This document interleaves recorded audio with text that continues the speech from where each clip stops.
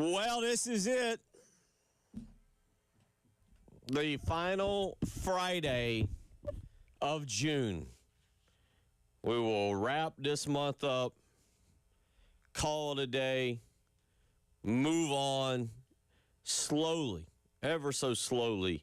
The countdown to college football season rolls along. 71 days. Just think, this time next week, everything around here is always screwed up, Tyler. Now, I don't mind it. Don't get me wrong. I'm not about to be a angry, bitter man. But we're going to do the fireworks on the lake. Not we. Like, they do. Yeah. The fireworks on the lake. So, even though next Saturday, I think they're doing the fireworks on the lake. Let me look that up, actually, to be positive now. So, you're doing them this weekend? It's always the Saturday before, but I'm sorry, folks. The week, this summer, like, I am one of those few people who, literally, it feels like the summer is dragging by. No, it's actually happening next Saturday because, and the reason I've always thought this is I thought next Friday was July the 4th. Yeah. Like, I don't get me wrong. I'm having a blast. I'm having a very good summer. I'm enjoying it. Sure. Like, I'm not wishing away. I'm missing college football. I'm ready for college football. We're 71 days away. I don't know if you and I had this conversation last summer. Maybe it was when I came back from being sick and everything, and then everything that had kind of occurred. But I was like, I'm never wishing away my summer again from football season. Yeah. Like, you start going 4-8. You're like, this sucks. Like, I should have enjoyed the summer a lot more. Yeah, I feel that. So maybe this summer I'm thoroughly enjoying it. It does feel like it's dragging by, actually, for it to not even be the 4th of July. Okay, so never mind. I was thinking the fireworks were Saturday evening. They're actually next Saturday because the 4th of July is next Saturday. I was going to say, I think it's different for you, too, because you still have at least both your kids still in high school? Yes. Yeah, okay, so you have both. One's going, but they will both be in high school. Yeah, okay, that's right. So you still operate on the summer school calendar. Right. So, like, your summer kind of ends, like, at the end of July, early August. Yes. Where, like, I think everybody else, like, okay, that still extends into, like, August and stuff like that. So I think your sense of urgency for summer, and all parents out there, is different because, again, your kids start going back to school in early August and all that kind of stuff. So you're looking at it as like, oh, only got a month left of this thing. Well, it's that, and then in our line of work, this is the way I've always taken it, and this is honestly, truthfully, why I went to the doctor last August. Otherwise, according to the doctors, I would not be here.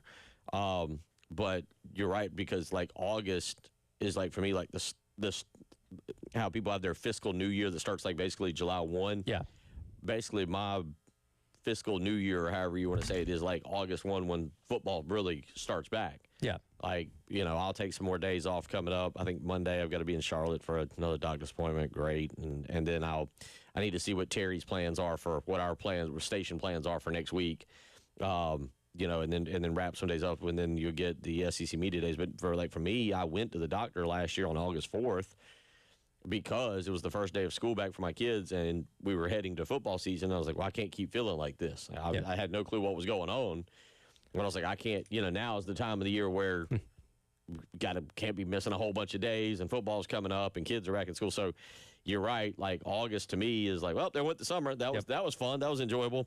But all right, so I've had my day. So I've spent pretty much, in other words, the last 2 months gearing up for the 4th of July on a Friday. Turns out it was on Saturday. So we're all learning something new each and every day. Last night we learned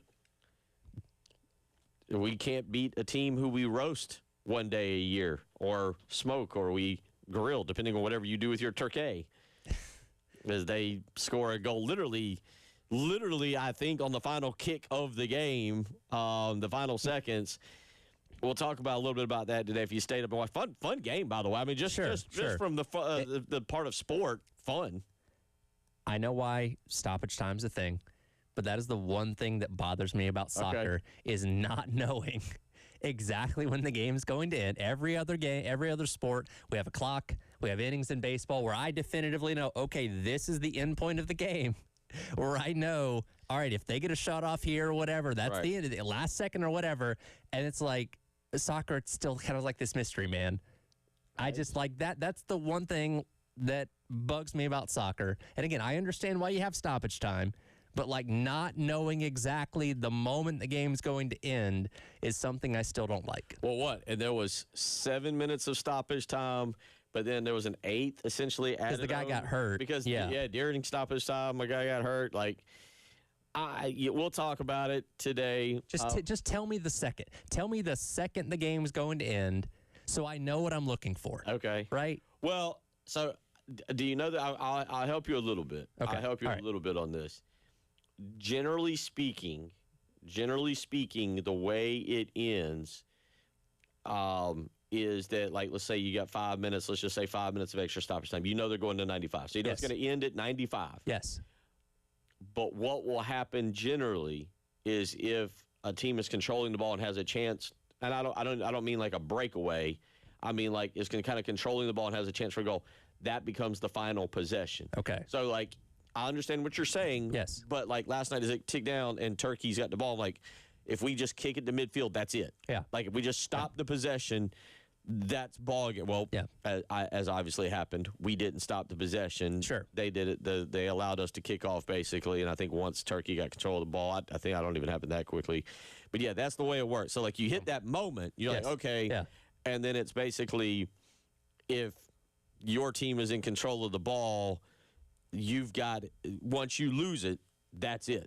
Well, I'm not a soccer expert. That's something that always bugs me about watching soccer. I don't know if that'll help you at all. I get it. And again, I understand why stoppage time's a thing. I know why how they come up with the minutes and all that kind of stuff. But like, I love the fact that every other sport has a definitive end moment that we all know is coming. And soccer is still kind of a little wishy-washy. Like if you want to be that person today and be really riled up and fired up, you're really upset at Christian Pulisic for getting nutmegged on the side when all he had to do was stop the ball and essentially kick it to midfield and end the change of and kind of essentially change possessions, and that would have ended the game. So he gets nutmegged, they drive around for a minute, they loft it to the backside of the goal, and the next thing you know, we're done. Now that being said, they did use a lot of reserves last night. Yes. So this was not, they did not put forth their effort the entire time. So because again, the game was largely meaningless. Well, I liked it. Somebody afterwards, late in the evening, I think it was Trey Wallace on Twitter, I believe, somebody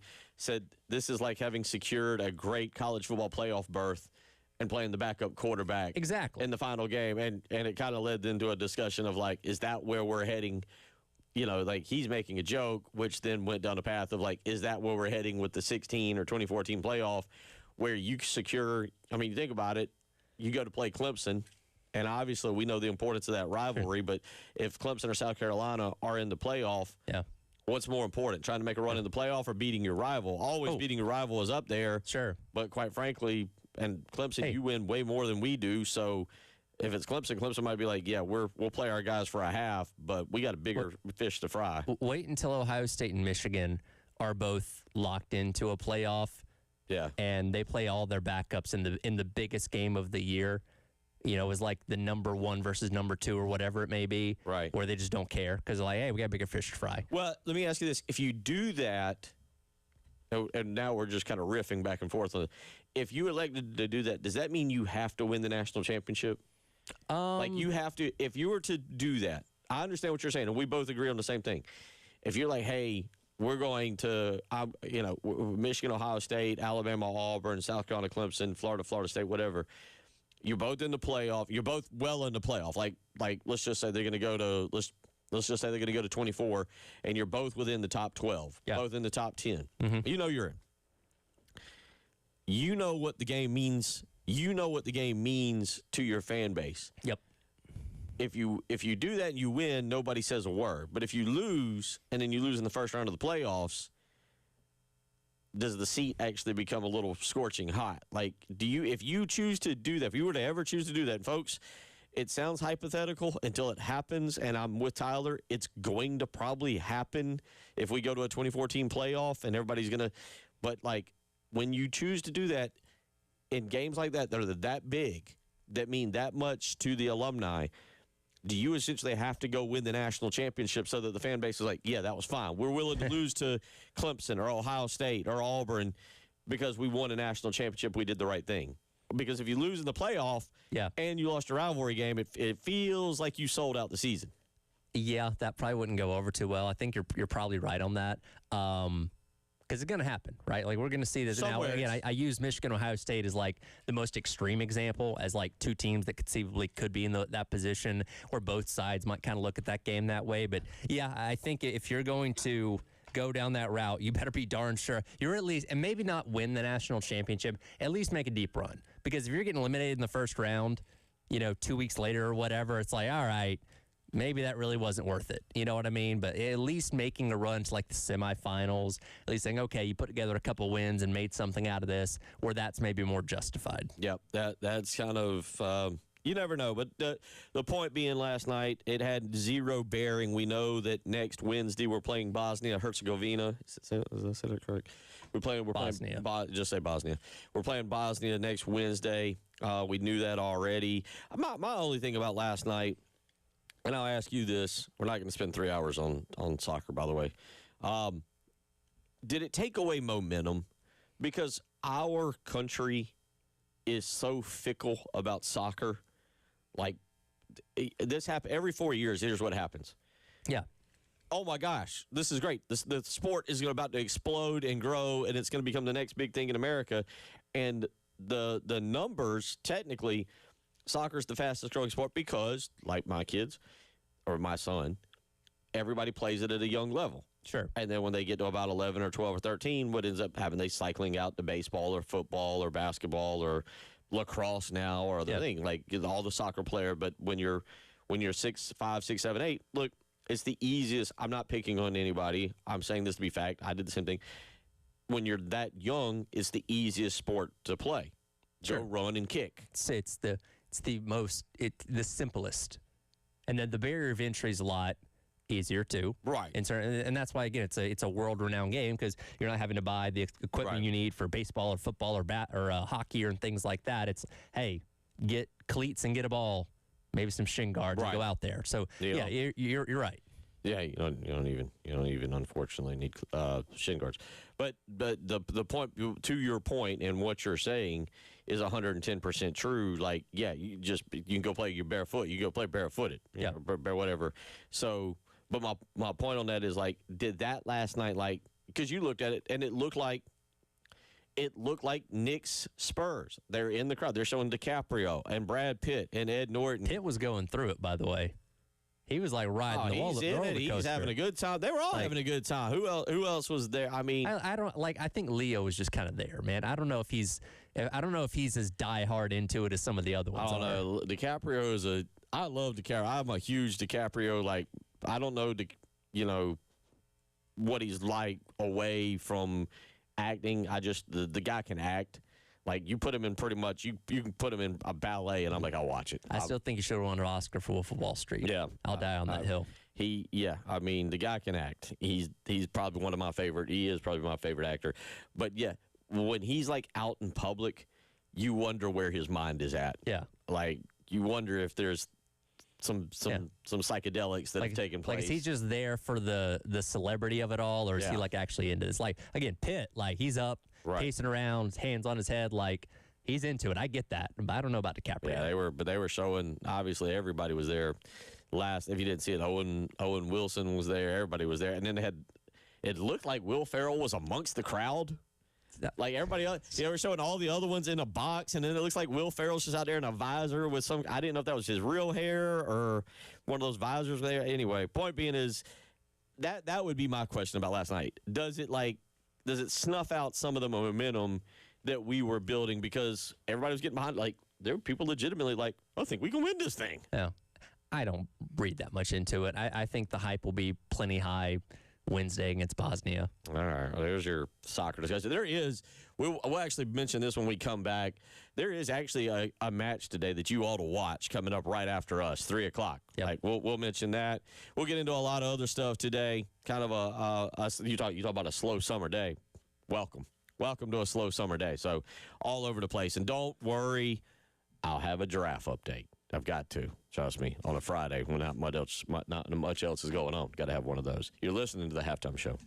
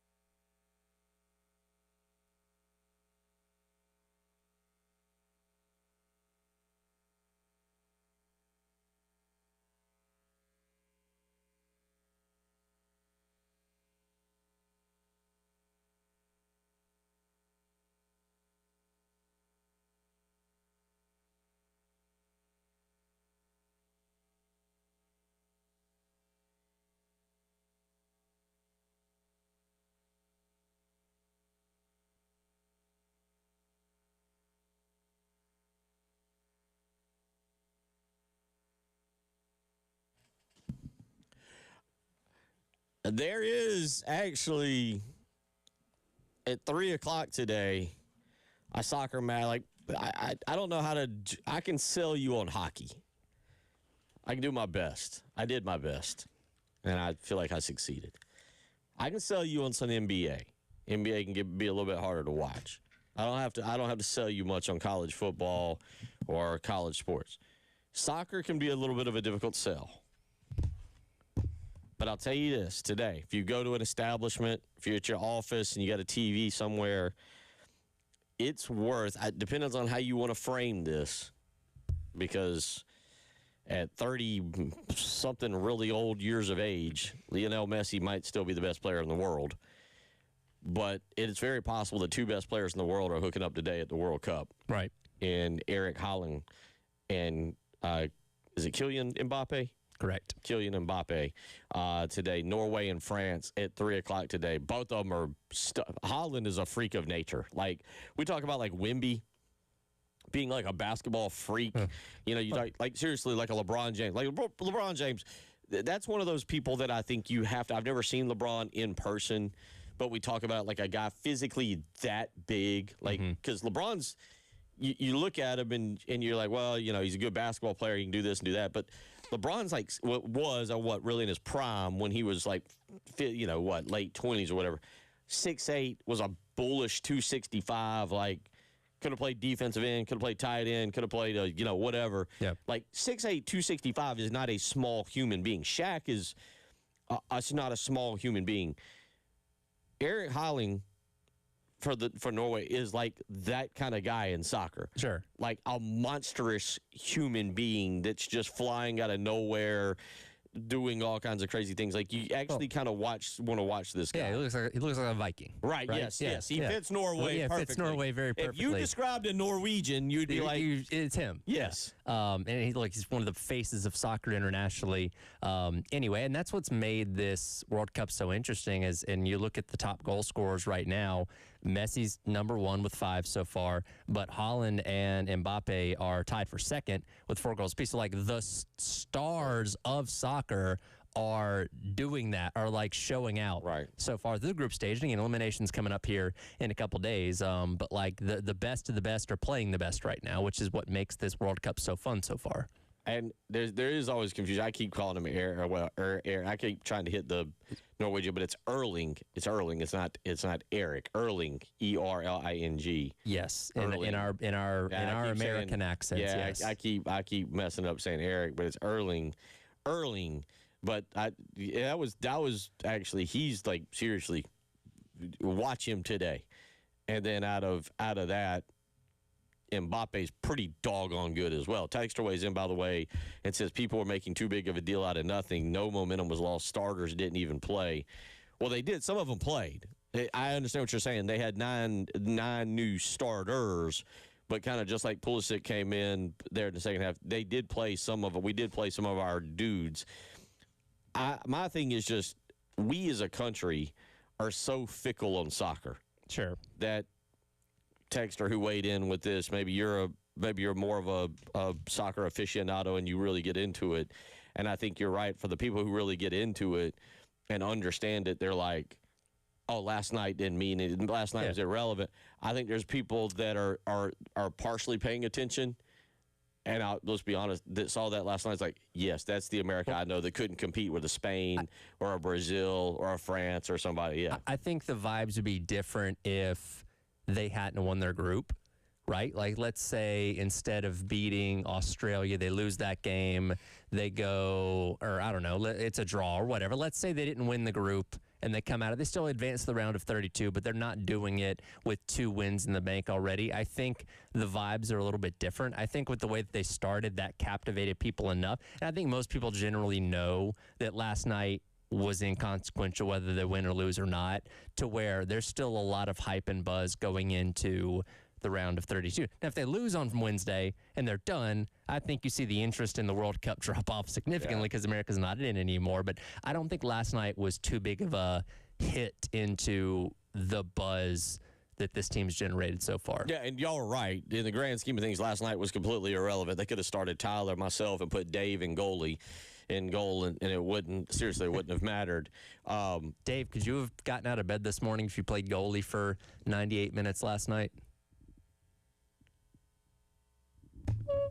Nope. Dave's snacking. Oh, sorry, mouthful. Yeah, Dave's having a mid-show snack. Could I have played goalie last night? I said, could you have gotten out of bed if you played goalie for 98 minutes yesterday?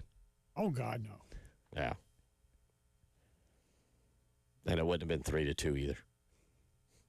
Would have been a lot worse. No, he would have shut him out. They wouldn't have got a goal past Dave. They would have let one get by. He would have just one. He would have lost focus on the crowd and zoned in on some other stuff, and one would have snuck by. But he would have been focused. Just one. Just one. Roller skate, much less. Well, the good news is they don't use roller skates in soccer.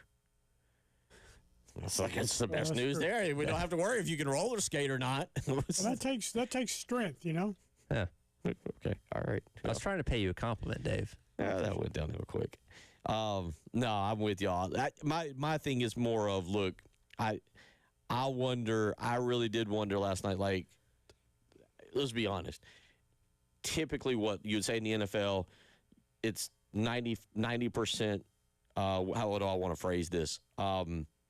I'm just going to intellectual fan, smart fan, understands what's going on. Yeah. 10% casual, who's like, oh, what? Yeah, okay, whatever. Sure. In soccer, what do you think it is? It's probably like 80% casual, 20% who understood last night. Like, there's no relevance to this game. Like, we're through. Probably. That's what I'm saying. But even I think a lot of casual fans even understood that. Do right? they? Like Okay. I don't think, because I think it's been talked about enough that, like, and especially because they played on Friday against Australia before last night's game. So for basically a week, it's kind of been in the headlines about, okay, this game against Turkey doesn't really matter. Where I think even a lot of casual fans probably understood that. And also, I think didn't help. I'm just like y'all said, we're little soccer. Well, we've spent the first two segments talking soccer. Brian Edwards not with us today. Chris Deering not with us. By the way, we will have Dowell Loggains, Appalachian State head football coach, joining us at 2:30 today to talk about football at that level. We've had Ryan Beardone from Coastal Carolina. Maybe we can ask how many goals he would have given up last night. Yeah, I'll be interested if he just paid attention. But does he know the World Cup's happening? Maybe that's a better question. Is he so locked in? I put out today we might have to go back in my hot seat rankings. Yeah.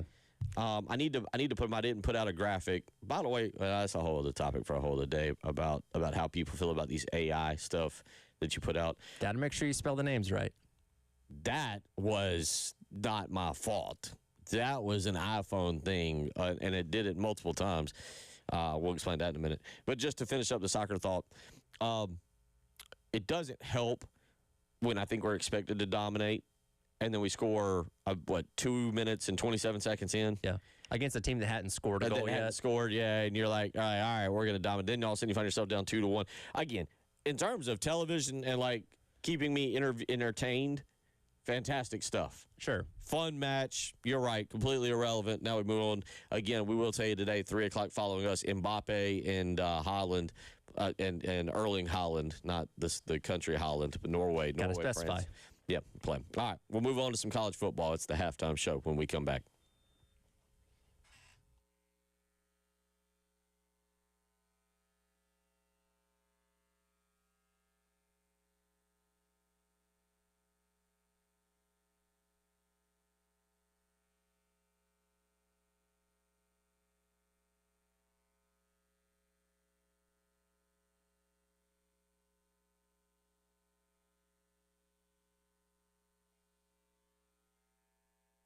It is Bill Gunner for Mid-State Roofing, where we might get some showers this weekend. On, off, here, there, you never know.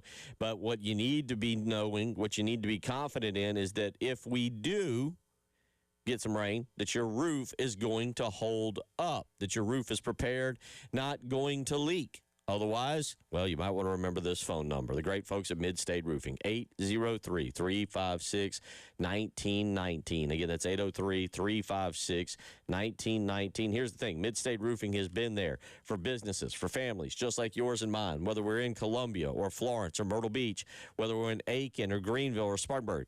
all over the state. Mid-State Roofing has got you taken care of. Wherever you're listening to us today in this great state, Mid-State Roofing is ready to help you, and they're ready to help you 24 hours a day, 7 days a week. So make that phone call, 803-356-1919.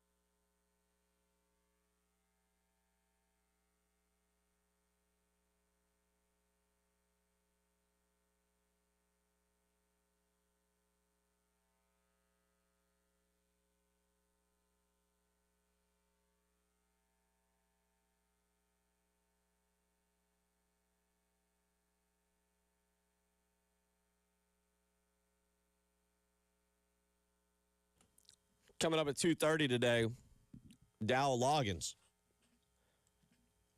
Appalachian State head football coach, will join us. We'll talk about life in Boone. We'll talk about the Sun Belt and kind of navigating your way through that. And we'll talk about Lenore Sellers, what he remembers from coaching Sellers just 2 years ago. So plan for that, 2:30 today. Appalachian State head football coach Dowell Loggains set to join us, and look forward to that conversation. Talking some college football here. Yesterday we got into the discussion on what I circle. Doesn't have to be you. You can go with any other game. I'm not trying to tell you what to think. Trying to give you something to think about, not tell you what to think.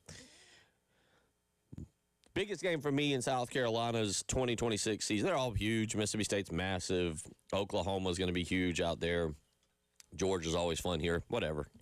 But the one to me that defines the season is the Florida game. The Florida game is the defining game. So then that brings us around, and Tyler asked the question, what is the easiest game in the SEC? What is the game that you look at, if there is one, and you circle and you say, yes, that one's ours. We should win that one. Do you have one of those on your list? And nothing's a slam dunk anymore because so much can change in the offseason. And as we kind of talked about with, I think, David Waters yesterday, with John Summerall coming in first year at Florida, like everybody expects their new head coach to be the next Cignetti, right? And is it possible for that to happen? Sure. It's not going to happen every single time, but you have the opportunity to play multiple teams that are breaking in first-year head coaches. Summerall at Florida, Kentucky with Will Stein, and then Ryan Silverfield at Arkansas.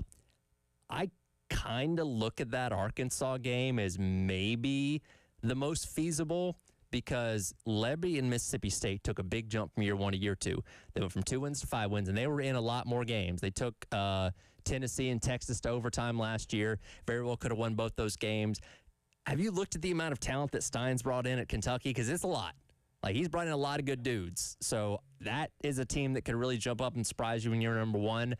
I maybe look at Arkansas. Now, again, it's kind of stuck in that second half of the season. We got a lot of tough games around it. So what shape you're in going to that game, who knows? But that, to me, might be the game that's most favorable for you. Now, I believe it's on the road. Yes.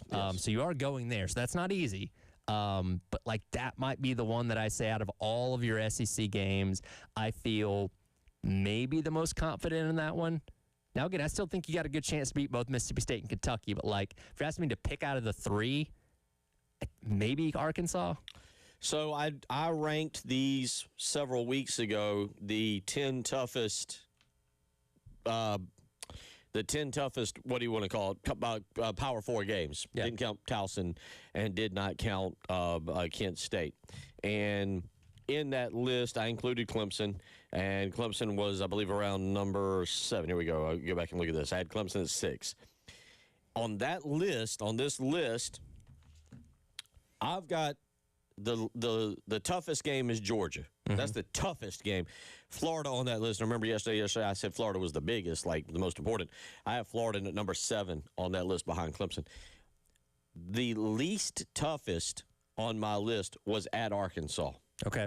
And it's because of what you said. Mississippi State was number 9. Kentucky was number 8.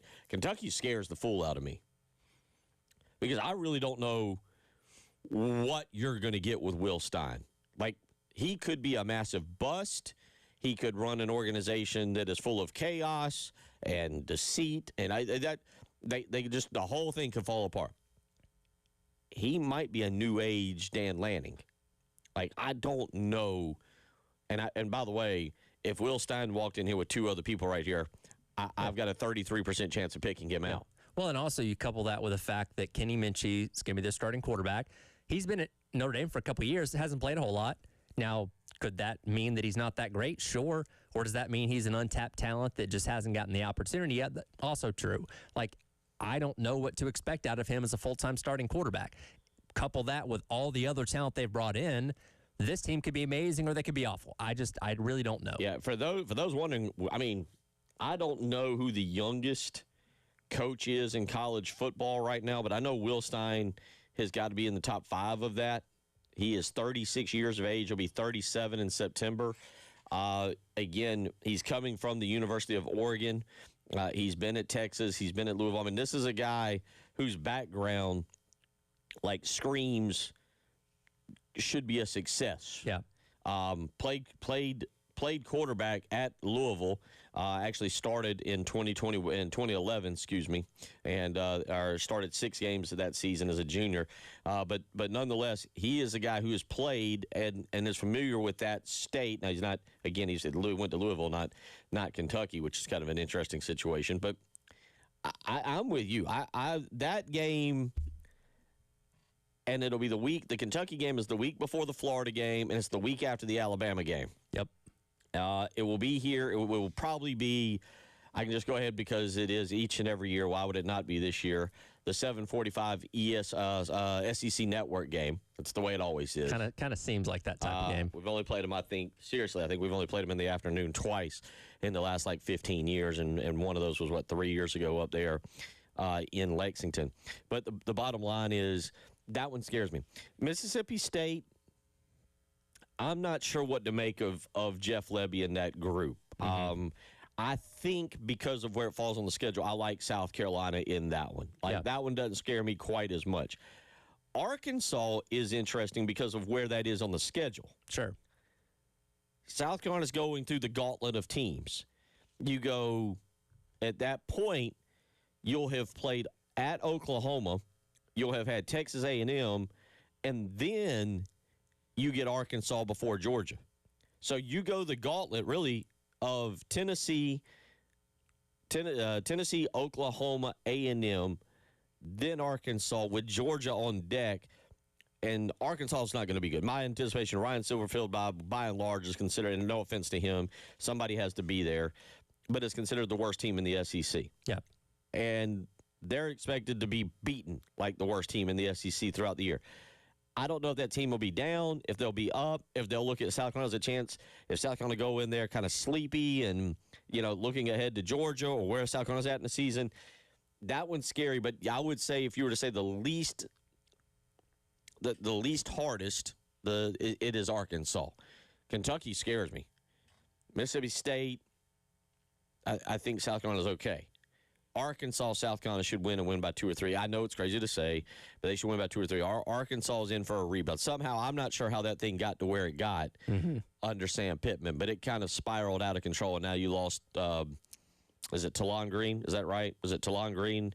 That was the quarterback that went to the combine and was phenomenal. I think his name was Talon Green. Talon Green. But anyway, yeah, you go. So they're looking. They're trying to fit. They're in a true rebuild mold, and you get them late in the season, and they might be defeated by then, or they might be starting to build momentum for 2027 and feeling good at home. Well, it's kind of one of those things, like, until proven otherwise, like you said, somebody's going to be last in the SEC, and I think, media days is coming up, at the end of next month, and we're all going to have a ballot of, hey, what do you think the order of finishes? And I think a lot of people are going to have Arkansas as 16th. Again, right. Until proven otherwise, you just kind of assume, okay, again, we don't know enough about Ryan Silverfield in the SEC yet to know what he's going to be. So you're just kind of like, all right, this is probably going to be an uphill battle for them. So you assume that might be the easiest game. Yeah, and just for the record, of that game in Fayetteville, South Carolina, it's a flex game.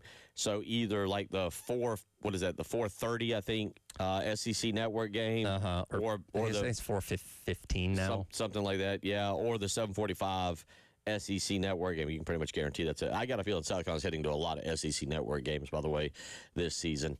But that'll be, so you're going to get them in the afternoon. I will admit, I've said it, Arkansas is one of the 3 stadiums I've never been to, Oklahoma and Missouri being the other 2. I have heard nothing but fabulous things about Fayetteville and about that fan base. I know South Carolina fans and Preston Thorne have nightmares of War Memorial Stadium from our visit out there in 2001.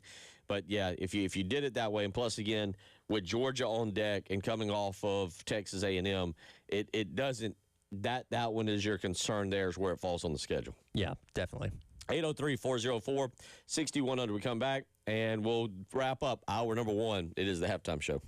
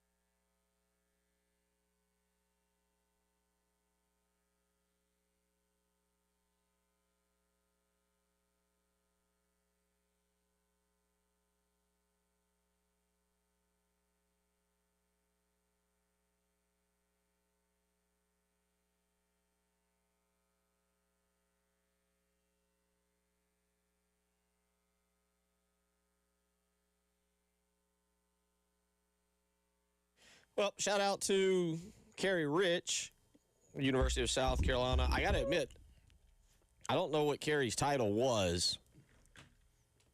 Now I don't know what his title was. But according to a tweet at the beginning of this hour from the University of South Carolina basketball, Kerry has been promoted. Great. It's awesome. Did that come with a pay raise? I hope so.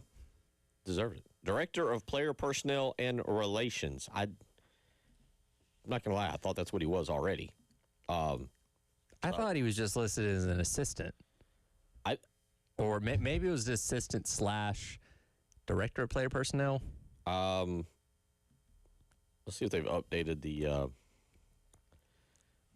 Yeah, I don't know. Maybe they've gone ahead and updated the website. Director of Player Personnel and Player Relations. I don't know. I'm not sure what, but good for Kerry. Awesome to hear there. I don't know if that affects his ability necessarily to be on the road recruiting. I know at times he was helping out as they were trying to figure out, the assistant situation, and Kerry being on the road certainly doesn't hurt. But kudos to him. But, yes, South Carolina basketball. I'll say it again, Tyler. I think they've had a B-plus summer. I really, really think that what Lamont Paris has done, I think it's a real shame that it took 5 years to get to this point and 2 incredibly bad losing seasons, and that you're on such a hot seat now that an improvement, I'm not sure, energizes the fan base like a decent improvement.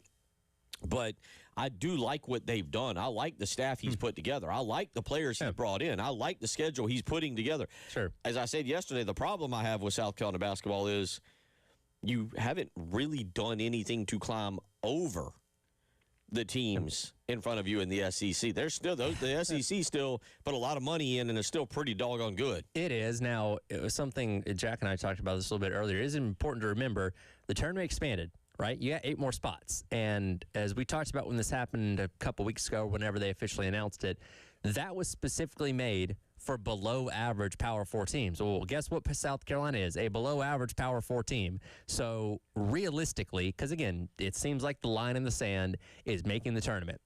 Really, you only got to be about like the 12th to 13th best team in the SEC to probably make it in. 8 and 10. 8 and 10. Like, that's not like an insanely high bar to clear.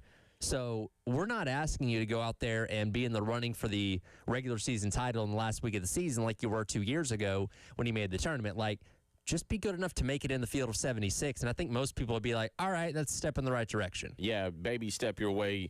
South Carolina basketball has got to baby step their way into relevance. And it's been so weird for South Carolina basketball really during my lifetime because right when they have gotten into being competitive and it looks like they're about to turn a corner and be consistent, the wheels, they don't come off. That's a mild understatement. They get blown off. They roll way into the ditch. And you look at what was occurring with Eddie Fogler, and they're rolling along. And then Eddie, I don't know, decided recruiting wasn't worth it anymore. Sure. He got intimidated by Billy Donovan. I'm not sure. And just allows those 2 teams to go to complete waste. And you don't really land anybody after they got Aaron Lucas. You got some good players. Aaron Lucas, Roe Howe came in later. But then Frank just gets to the Final Four and for whatever reason decided we didn't need another point guard. And, of course, you lose Felder and you lose Dozier. But they never went out and landed another true point. They kept trying to shoehorn somebody that shouldn't have been playing there into the point guard position. Well, for a lot of programs, again, going back to making the tournament 2 years ago with Lamont Paris, all right, you made your first tournament for the first time in, 7 years at that point in time since the Final Four run. And, okay, if you told people, all right, Carolina's going to take a bit of a step back the next 2 years, people might say, okay, well, that means you're kind of around the bubble where you don't make it in, and maybe you're like an NIT team or something like that. You're not even close to that. You have 2 just historically awful seasons to follow that up because you're right. When things go sideways, it seems like the wheels fall off. It's not like, all right, you maybe took a step back and it's not that far to get back to where you want to be. This is a program that really just went to the doldrums all of a sudden in the past 2 years, and that's what you're trying to pull yourself out of. But you're right. Like, an 8 and 10 mark now with an expanded tournament realistically could get you in, which, again, is the goal, the bare minimum goal for this team this year is like, hey, at least get yourself in the tournament. But now that's easier than it should be, or easier than it has been. Yeah, I mean, I keep saying I'm a lifelong South Carolina fan. I'm a lifelong basketball. I love college basketball. Love college basketball.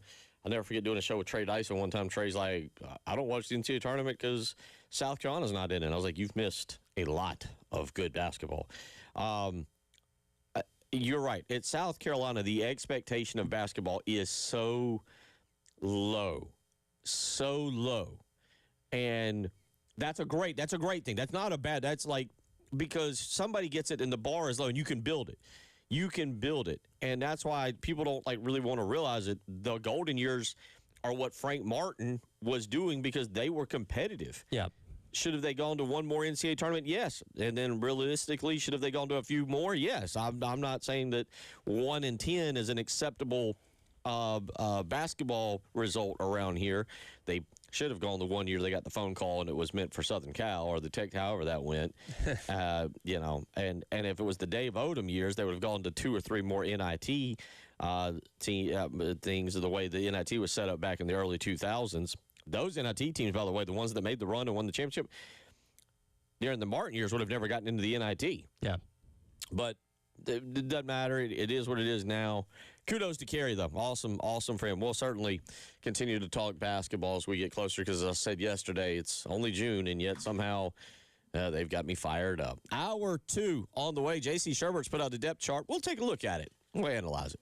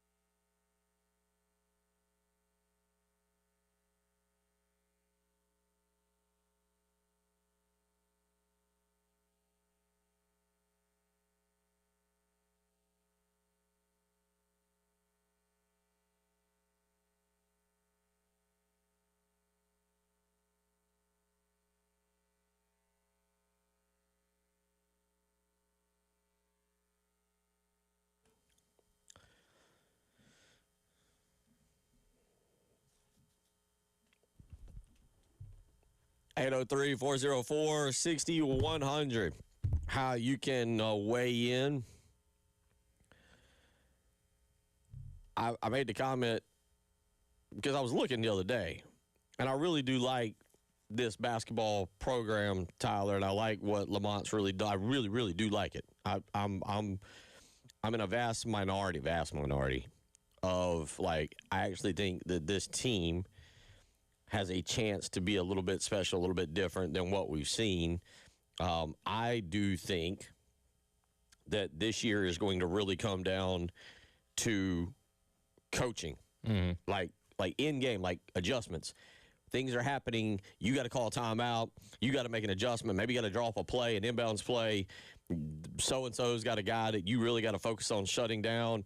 Like, it's not just roll the balls out. Our guys are as good as your guys. May the best five win. Yeah. Right? Dave Odom at times was a really good coach. Like, Dave Odom was where I was really kind of learning my basketball stuff, and Dave Odom was a really, really, at times, good coach, and other times he kind of panicked and allowed things to happen with that three-guard offense that we had. That was Kinsey at the time, Trey Kelly, and Dwayne Day. And at times they would make plays and do things, and you're like, wow, and they would win a game. And at times you were like, wow, and not in the good kind of way. Frank was really good at game planning and being ready to adjust. Frank's problem was that, again, for reasons unknown to me, after he lost Ra Felder and P.J. Dozier, he kept trying to shoehorn guys in at point guard, like an A.J. Lawson or a Hassani Gravett, that simply weren't point guards. They could have just run the team. Like, I'll tell you all this. I'll believe this to this day, and it doesn't have to be a Jacob Poulin, because Jacob was a one in a million kind of kid. But if Frank Martin gets another point guard post Final Four run, the Gamecocks make two or three more. Like that, those teams he had were really good. Yeah. And he's trying to play Jermaine Cousinard, who wasn't a point guard. He was trying to play a bunch of guys who just weren't legitimate point guards at that position. But Frank could coach. Lamont's got to be able to coach in some of these games this year. I'm not saying he can't. I'm just there's going to be a small, and people go, well, Bill, how do you we get a text in from our buddy Steven, who, okay, we got to teach Steven a few things about sports. We're working on him. I'm working on him. I'm getting him there. I promise, Tyler. I'm going to get him there. I'm going to, if it's the last thing I ever do at this place, I'm going to get him there. But I can look and see what everybody else brought in and tell you it's all pretty much better than South Carolina. Like, South Carolina, again, I like what they did. Let me be clear about that. But if you're to go, now granted, recruiting rankings are different, right? Because, if you have 8 commitments, all of a sudden you get a lot more points. But if you were to just go on commitments or just to go on classes, South Carolina is 12th in the SEC. Florida's 16th, by the way, but that's because Florida went out and landed 3 international players that nobody is familiar with for their recruiting class. But they also had a ton of good players return, too. Right. Florida went out. Florida is not putting as much hope into their transfer portal class as South Carolina is. Well, but I was just talking about freshmen. I'm just starting with freshmen they've got a Slovenian kid who's a 6'9" power forward and a Lithuanian kid who's a 6'9" power forward. So, their recruiting class, according to 24/7 Sports, is dead last in the league, but that's also because they recruited 2 guys that, nobody, South Carolina, for that matter, has 2 guys that nobody, I don't want to say nobody's heard of, that's not fair, but nobody's ranked in Juan Fernandez and Hugo Lopez. So it works both ways. It cuts both ways. But I also know that the SEC right now in basketball is set to be, I don't know if they'll ever be as good as they were 2 years ago when 14 out of 16 teams got in the league, but it's going to be a lot closer to that this year than it was whatever it was last year. Like, this league is set for bear again to be this year. And again, that goes back to our conversation in the last segment. We're if you're talking about objectives and goals, to just make the tournament, you just got to kind of be in the top 75%, right? Like, if you get yourself around 12th in the league, that's typically probably going to be good enough, because that's around 11, 12, 13 teams that the SEC is typically going to put in, especially now in expanded NCAA tournament. So, again, we're not asking you to go out there, be the best team. We're just asking you to be competitive enough to be in that mix for teams that make the tournament. And back to your point, we can look at all the things that South Carolina's done when it comes to the new additions to the coaching staff, obviously more resources, which led to players in the transfer portal. Is it good enough compared to what everybody else is doing is the big question we're not going to answer until they start playing conference games. I mean, it's kind of the same look. It's the same way with football. I think South Carolina had a tremendous, especially for a 4-8 team, a tremendous offseason in football. It looks on paper that you upgraded the coaching staff dramatically with Briles, Drayton, and Clements. You kept your class together. You kept Darius Gray in the fold. You kept Jazavion Currents in the fold. You landed some big. Noah Clark has at least has drawn strong reviews during the spring. We'll see if that pans out to anything. I don't know. In football, it looks like you upgraded everything you were doing. Did you upgrade more? This goes back to our conversation. Did you upgrade more than Florida? Did you upgrade more than Oklahoma? Did you upgrade more than Tennessee? And this is where it really comes back to one of my things that I'm really learning and paying. I shouldn't say learning, but it comes down to coaching and player development. And I do think South Carolina with Bob Donewald, and Steve Smith have gotten coaches who I really believe can develop. You're just putting them on a very short time frame, much like you're putting Kendall Bride. You're saying, Kendall? Yeah. Shane's on the hot seat. You got 1 year to work your magic. Well, heaven forbid something happened to Lenore Sellers or there's a little miscommunication in how we want to run the offense or something. Because now all of a sudden that 1 year looks a lot worse than if you get 2 or 3. Yep, right. Well, and to the point of Carolina competing with everybody in the SEC when it comes to basketball, you're also one of the teams that did have to completely flip their roster over because most of your talent that you either ran out of eligibility or most of them decided to jump in the transfer portal, rightfully so, because, again, that team wasn't good last year. And as we saw, pretty much all of them are going to mid-major schools, which tells you kind of how they were viewed in the transfer portal cycle. So you're bringing in basically an entirely new team. As we talk about each and every year, when you bring in that many new guys, you don't know how those guys are going to play together, right? You can look at all these guys individually for what they did at their prior schools or wherever, foreign country they're coming from and how they played there. Doesn't guarantee that's all going to happen here when these guys play together with each other. So you have the mystery, and that's the task at hand for this, not only Lamont Paris, but his assistants, is figuring out these guys, how they gel, making it work together, and putting the best 5 out there on the court when it really matters. That, again, we're just not going to know until we see it.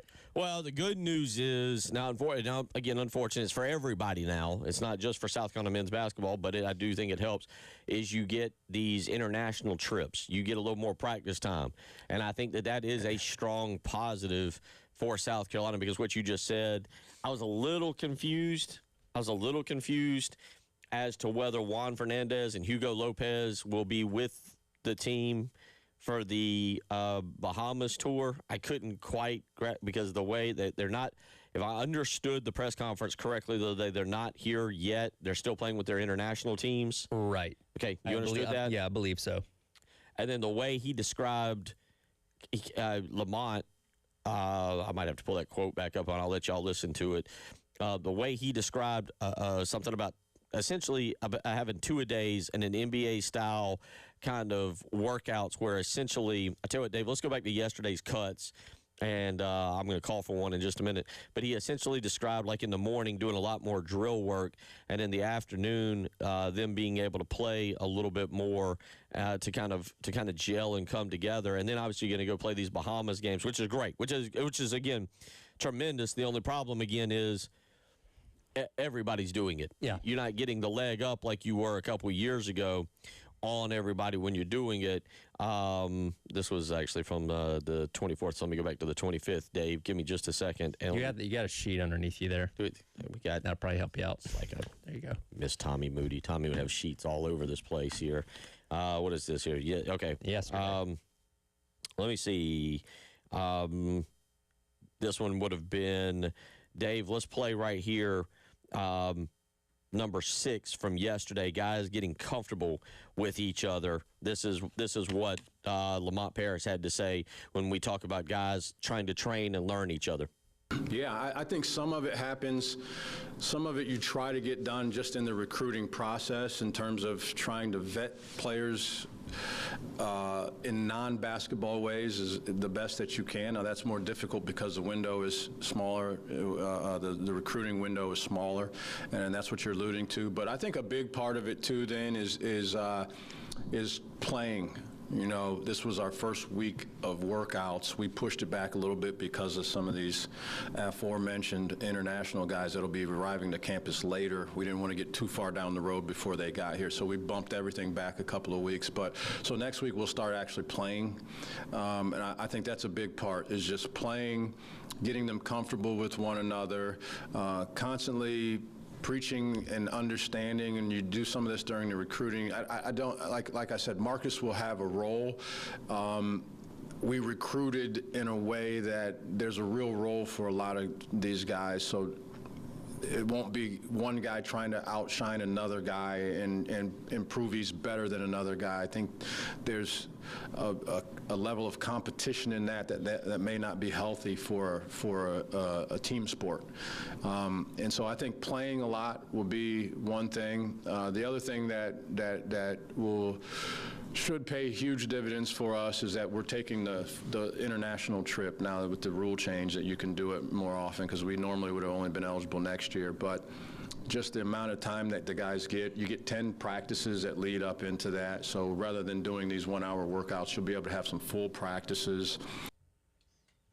And that's what I mean. They'll get more time, and that was, I think we underrate how important that was to what was that, 23, 24, 22, 23, 23, 24, whatever it was, to the NCAA tournament team to get that extra practice. Now, again, Kentucky's getting that. LSU is getting. LSU is going to need that with their host of international players coming in. You get the point. Everybody's doing it, but to me, this year comes to a true, like, coaching. Like, can you make things work? Because I do agree.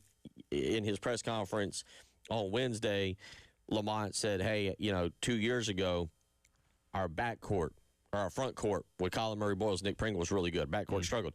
Last year, our backcourt was good. Our front court struggled. I do think they've put it all together this year. But, again, you're looking at a team in Florida who is, right off the bat, Tyler, if anybody's paid attention, Florida's going to be instantly considered one of the best teams to ever play college basketball, because they returned 3 guys that would have been first-round draft picks that, because of NIL money, actually came back and got what they would have gotten. Aren't they the way too early preseason number 1 right now? Yes, they're Like I said yesterday, there's like 7 teams, I think, in the Sports Illustrated way too early top 25.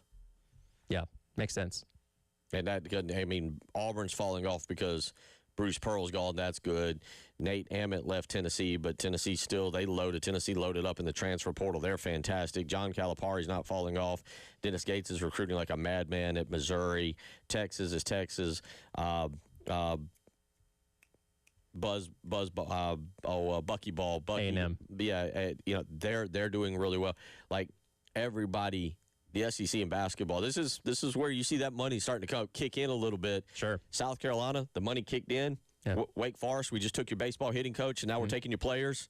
That money's kicking in. Basketball and the effort to make SEC basketball relevant starting about 12 years ago is now paying massive dividends. And the league, they've got Florida from winning the national championship 2 years ago, but they can match up with just about anybody. Yeah, and again, how much of that gap have you overcome in this offseason? We'll see. 803-404-6100. We'll jump back to football. The J.C. Sherbert preseason depth chart. I think it was the depth chart 1.0. Yes, 1.0. I believe so. Okay, why not? Let's analyze that for a minute. You're listening to the Halftime Show.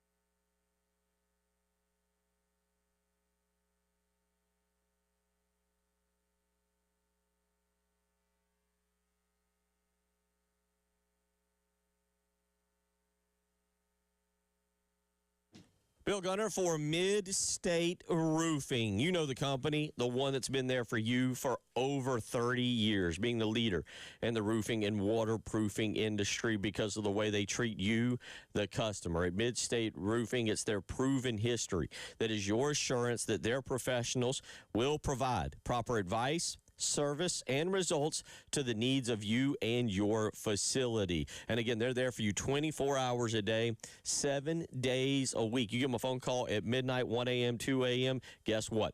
They are there and ready to help you. So whether it's a high-rise or a hospital, manufacturing to industrial, Mid-State Roofing designs and installs bonded systems with a protective guarantee that keeps that operation dry and running long into the future. 803-356-1919 or visit them on the web, midstateroofing.com. Again, 803-356-1919. Tell them Bill Gunner sent you.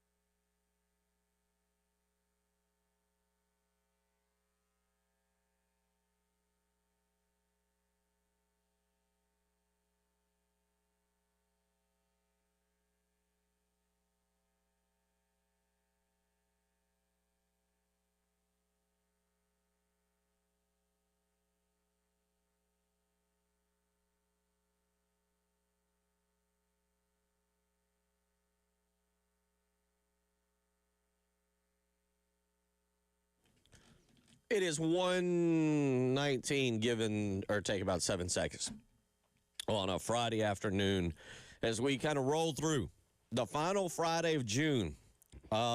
Just a reminder, look at my calendar, make sure I don't mess y'all up, given that for the last 2 months I thought July 4th was a Friday. Next Wednesday. Big day. Next Wednesday, folks. Is everybody taking vacation days on Wednesday, you think? You could. Go and line up straight at Garnet Black Tradition, Gamecock Traditions? Yeah. Just be there. Well, you camp out the night before. Camp out the night before? Yeah. Get your spot in line. This is anticipated. Did you see this? We'll get to the depth chart in just a second. No offense to Jordan K. This stuff drives me nuts. Did you see yesterday, South Carolina got a football commitment. Kevin Millington commits to the Gamecock, 6'4", 185-pound defensive back out of Georgia, four-star, right on the verge of being a 4-star. And he holds up a jersey, right? And it's got a Nike swoosh on it. And people are like, oh, did he release the uniform? Mm-hmm. I did see that. Like, I mean, if he did, he did. So be it. There was no, like, and then somebody put a picture up, like, of that jersey with the Under Armour jersey side by side. And they're the exact same. The only difference is one has an Under Armour logo and one has a Nike. Yeah. Tyler, I've been kind of fascinated by this, and I'm a fashionista. I love a good jersey discussion. I'm down for one as much as the next. Are we expecting like massive changes to the jerseys? Like it feels like people are like, man, Nike's going to come in here and retro, you know. And I'm like, guys, I think a lot of y'all might be disappointed. Like, I don't expect much change. I don't expect much change at all. Yeah, not really. I mean, I'm looking at the picture now. You could probably change some things on like the stripes on the shoulder, maybe change. Here's the thing, and Nike doesn't quite do this as much anymore. But like a decade ago, they were trying to get everybody their own like number and letter fonts. In the Georgia fandom, there's a large hatred for Bulldog Bold, which has finally been taken out of the uniform guidelines this year, but started in 2013, looked awful, everybody hated it. They finally got rid of it, which is good. I don't know if they're going to do that for Carolina, to give it their own like flair, where maybe you'd put like, I don't know, spurs on the end of certain letters or the numbers or something along those lines. And maybe they do that because, like, you know, you can give the opportunity to have something unique. Or if they stick with what they have and change up, like, you know, the sleeve stripes, the collar or something along those lines. But I don't expect it to be anything like radically different. That being said, whatever it is, Nike's going to have some kind of unveiling, right? Like there's going to be some kind of Do you think? Press event or some kind of hype video or something along those lines that rolls it out. I don't think they would have given it to this kid. Does Nike have it, or does Justin King in South Carolina have it? I know Justin King in South Carolina have it. Nike does. Nike couldn't give a bleep's lead. I don't care. Maybe that's a better way to phrase it. That Carolina would roll something out with some kind of announcement, hype video, press event, whatever it may be, as opposed to giving it to a kid that's going to commit to you a couple weeks before the fact. Like I don't think, and again, I don't know if we're going to see anything radically different, but I don't think that's what we should read into this from last night. I mean, I can see, like, how hard was it for them to, like, given the rule book of the NCAA, also I'm surprised it's not a violation if they gave him like a mocked up, because the jersey was the same. It just had the UA. Well, what are violations these days? Gambling. Apparently. Yeah. Some judges don't see it that way, but the NCAA still does.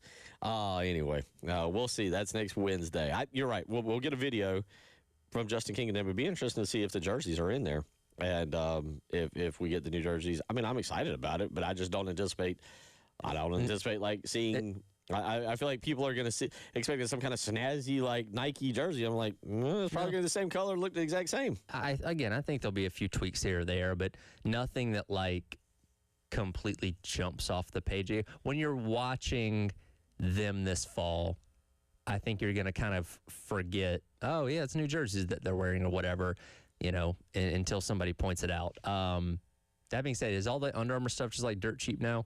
Like, is this no Under Armour's? They value themselves. But like for like places like Traditions, are they just like marking it all down? I don't know how that works. Okay, I don't know the business model for that. I don't. That's not a question for me to be able to answer. Like, I don't know if they're like, well, this stuff's gone. I mean, look, it's still good material. Sure. I mean, sure. I'm wearing it under our pullover right now. But I mean, like the bookstore and stuff, they get the inventory out because starting July 1st, you can't still have the Under Armour stuff hanging around because you're all Nike now. Can you? I think you got to get it all out before you make this. Like when Auburn made the switch, I think it was last year. They had like a fire sale. They were selling stuff Don't you? But I dirt mean, cheap. I literally don't know. Maybe we don't have a whole lot going on today. Maybe we can call up Gamecock Traditions here and get them on the phone for a second. But do you have a rack? Don't you think maybe you just have a rack like off in the back corner and it's like, hey, Under Armour stuff to go? I mean, you're not getting anything else. Like, can you have that? I don't know how it works. Yeah, neither do I. From what I've seen of other schools doing this, they make their best effort to get it all out before the switch happens. I think. I don't know. Again, you can talk to somebody at one of those places that would know better. But, like, I don't think once your shelves are stocked with all the Nike apparel that you're going to see anything Under Armour still in those stores. I love the text we just got. I think this is from, I think it says RJ. I'm not sure. How do we know USC gave him a jersey? He could have bought it from some unlicensed flea market. Now, all I can think of, RJ, I apologize. I'm making fun of you, and I don't like, but when you say an unlicensed flea market, the things that come to my mind that's going on in an unlicensed flea market. Well, compared to licensed flea markets. Yeah, that's what I'm saying. Like, yeah.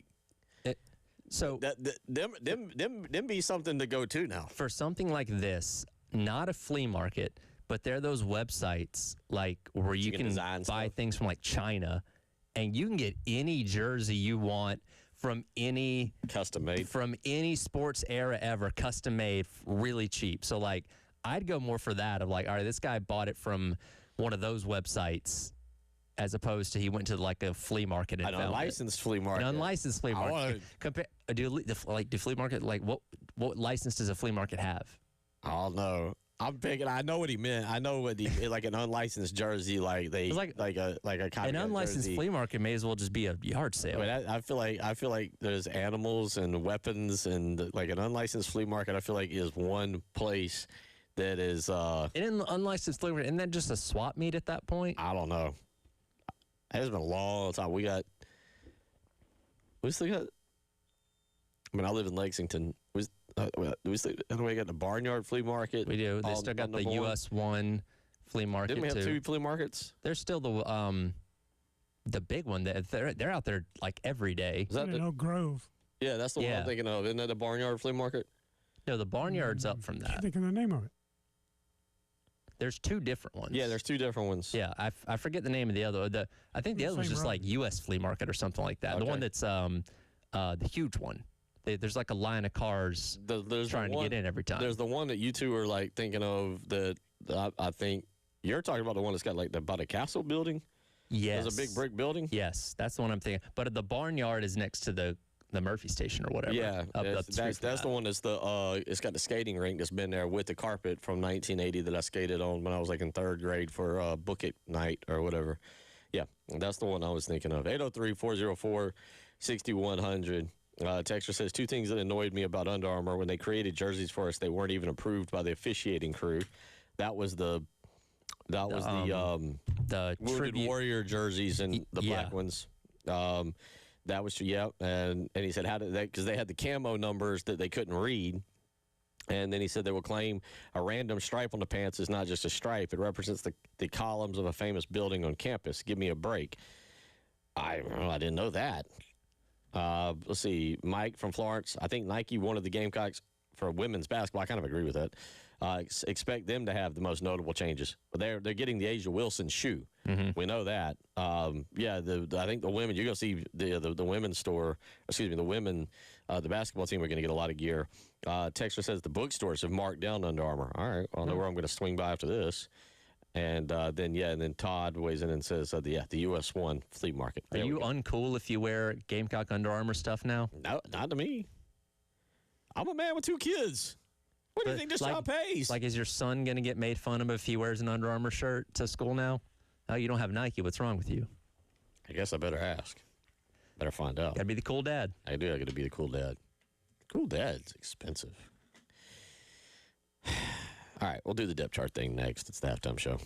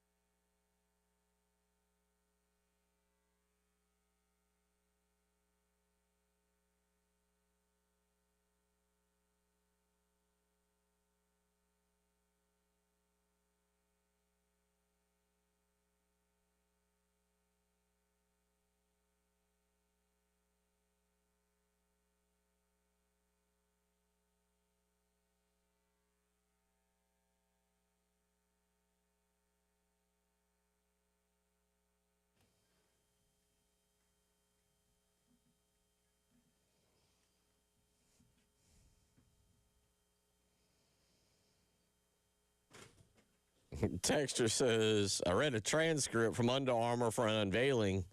It was hilariously cheesy. They say things like the shoulder stripes were inspired by, and we tried to capture the essence of the school, etc. I hope Nike doesn't try that hard. Oh, they will. It's kind of like that thing in school when you're in like art class or something like that, and they show you a picture of like, hey, it's a sunset and some clouds in the sky, and they're like, well, what did the artist mean by this certain cloud over here? Like, well, it's supposed to capture his inner anxiety or something along those lines. Like, no, maybe he just wanted to paint a cloud. Maybe it's not that deep. I don't know, but you're right. The Under Armour is one of those brands that will kind of go down the route. Well, we're trying to captivate this sense of the school or this certain thing on campus, something like this. Like, man, you just put a stripe on the shoulder. Just say that, and let's move on. Yeah. So Nike does like to tell stories with their stuff, though. So don't think that won't happen too. I'm just glancing. This doesn't seem right. The first all-school apparel outfitter deal. The first was Maryland. The all school, like across the board. Like back when I was in college in 2000, South Carolina actually had Nike basketball, but Russell Athletic football. Yeah. But apparently Maryland and Under Armour were the first one to sign an all-exclusive, like all-sports deal in 2007. Because the founder went to Maryland. Kevin Plank, yeah. But I didn't know it was that. Chris hit us up and said it was Miami, but apparently it was not. It was like an all-school apparel deal was the very first one. I was interested in that. The first do you know who the first individual sneaker endorsement ever was? This is new. No idea. 803-404-6100. Do you know who had the first individual sneaker endorsement? I give you a few minutes to weigh in on that. The first ever sneaker endorsement, shoe endorsement, for those of you that are not 97 years old. Sneakers were back then. Who had the first ever shoe endorsement? It might be older than you realize. It might be a lot older than you realize, because I'm a little shocked at who it is. 803-404-6100. How you can weigh in. J.C. Sherbert. It's summertime, folks. I've been doing the same thing, putting out lists on my Twitter account, random lists, just things that pop into my mind when I can get ChatGPT to work. He has put out his first-team offense. A lot can change. He did this minus injuries. So, for example, Jakarius Peak is listed at the first-team left tackle right now. But let's go through this in offense, and you tell me what you think about what he has. Okay. Your starting quarterback, Lenore Sellers, no surprise there. Starting running back, Matt Fuller, no surprise there. Across the line, right tackle, Shed Surratt. Right guard, Koju Puku. Center, Carter Miller. Left guard, Hank Purvis. And left tackle, Jakarius Peak. It's kind of what the consensus, I feel like, has been coming out of spring. Okay. Again, nobody got to see specific, like, game-type situations, but based on intel, that's kind of what we had heard. Now, again, an absolute slam dunk that Jakarius Peak's definitely going to be your left tackle when he comes back. I think we knew pretty quickly that Carter Miller was likely going to be your center. Again, you hear Purvis and Kojo Poku as the names kind of out there the most when it comes to guard. And then Shed Surratt was going to find a role somewhere on this offensive line based on how he played last year, and especially now that Josiah Thompson's out for the year. Right tackle makes a lot of sense. This, again, it's kind of, and again, we weren't out there to see it, just based on the reporting, kind of in line with what I think most of us had heard through spring when talking about the offensive line. That is, I'm with you. The offensive line, I am interested to see if you guys like a Marquis Anderson, if they can slide their way in there, maybe if Blake Franks is ready or not. Again, Hank Purvis, I think, is the question mark there. The other four seem pretty set in stone. Seth Smith, Dane Arnett, some junior college guys. I shouldn't say junior college, but some other transfers maybe that didn't get the publicity. I'm interested to see if they can push a little bit more for a starting position, as well as the young man who just won the wing eating contest last Saturday, Armando Neves, to see if he can push wide receiver. I think wide receiver's fascinating. Nick Harbor, okay, yep. Jaden Sellers, all right, yep. Remember, I'm on the Jaden. I'm saying Jaden Sellers is the leading receptionist this year. I think he has the most receptions and most yards. That's going to be one of my predictions. His third one is a name that keeps popping up. transferred out of South Carolina, went to Central Florida, transferred back. DJ Black. Now, he's got Nitro Tuggle behind him. I don't know about DJ Black. I'm very interested to see that, but he's drawing a lot of praise and a lot of love. Yeah. Again, going back through the spring, it's a name that we heard a decent bit about. Again, without seeing him in the context of South Carolina, we're just going to have to go off that for now. I would probably, until proven otherwise, maybe lean towards Nitro Tuggle just because we have more proven production out of him from Purdue. And again, look, JC's as plugged in as anybody. He seems to think that there's something there with DJ Black, which I guess wouldn't surprise us. And I think even other players have talked about, him kind of and how he's emerged through the spring as well. So, yeah, maybe that's kind of the one surprise on this so far that people may not have expected, but we'll see. 803-404-6100. We'll get to the defense when we come back, but let's go to the phone lines. All right, here's the question. Which NBA player made history as the first ever player to sign first ever NBA player to sign a sneaker endorsement deal? Sneaker endorsement deal. Jeff says he's got the answer. Who do you got, Jeff? Actually, it's Seth. I say it's Chuck Taylor. Who? Chuck Taylor. Converse. That is not true. That is incorrect. Okay, I thought I had a good shot there. You did. No, let's give it to you. 1958, Bob Cousy made sports history by signing the NBA's first ever sneaker endorsement deal with PF Flyers. The partnership officially launched the iconic All-American High Bob Cousy, which featured a specialized circle grip molded sole and the brand's signature Posture Foundation PF wedge for added agility, folks, on the court. Well, learn something new every day. The deal not only pioneered the modern athlete endorsement model, but also became a staple in athletic footwear history. Wow, I had PF Flyers as a kid. You can run faster and jump higher. All because of Bob Cousy. Now, was that scientifically proven, Dave? Or was that just like you ran at the store and you felt like you went faster? I just bugged my parents till they bought me some. By the way, is that a shared universal experience when you went shoe shopping as a kid, that you had to put on the shoes and then run up and down the aisle to make sure you were still fast in them? Or is that just me? Oh, yeah. Did you do that, Bill? Well, but didn't I routinely ran through the aisles of Payless Shoe Store as a kid, making sure my new sneakers were still fast. Well, did you? All right, there's two sides to this story. Let me be transparent and sad for 2 seconds. My mother passed away when I was 9. My grandmother would do a lot of shoe shopping with me. She would be the one that would take me. My grandmother would ask that question and would then make me perform that stunt. Oh, and okay. So did I do it? No. Did it did I stand up and was like, now, one time in my life, I was in middle school. Don't ask me why this became a thing.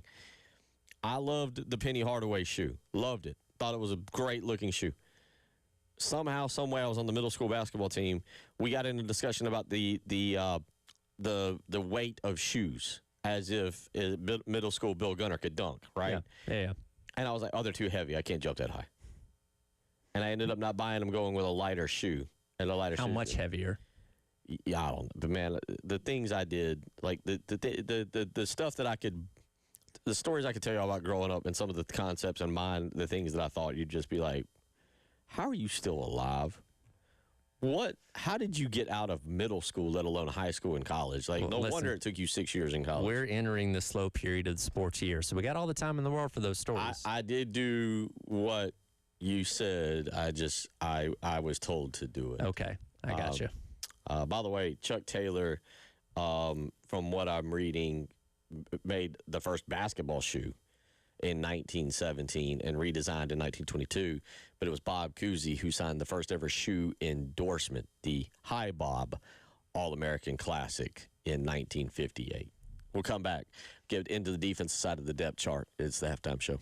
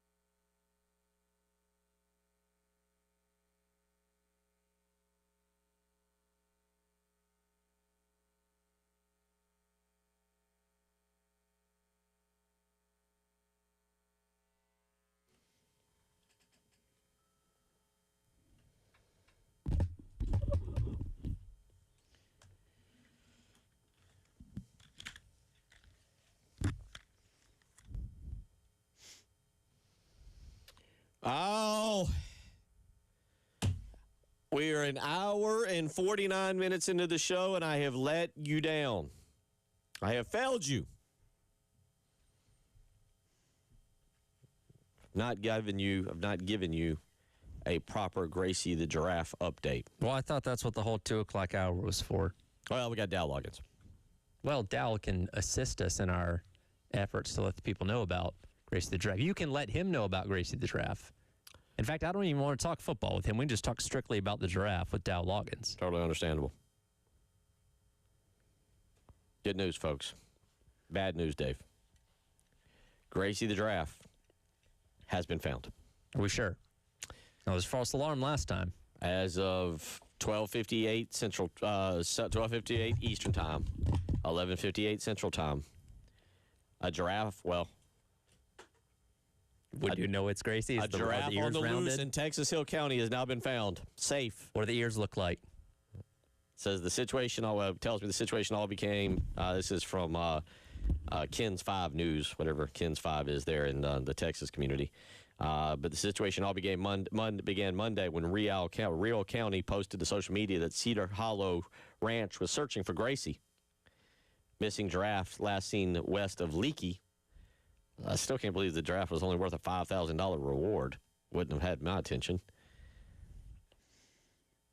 I'm still refusing to believe until we get the ear confirmation.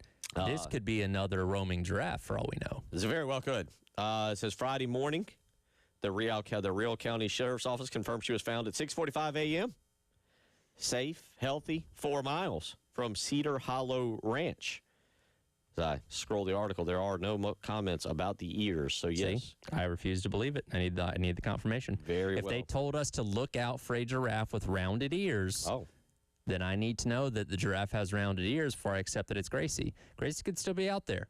This could just be another giraffe that's roaming in the Houston area. Oh, wow.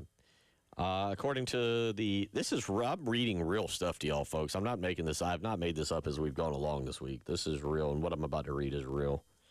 I believe it's real. I don't think it's Andy Griffith's show. Real County Sheriff Nathan T. Johnson, by the way. We found her. She's fat and happy. We're going to have to bring in a team and sedate her so that we can move her. She had a catch me if you can sucker's attitude.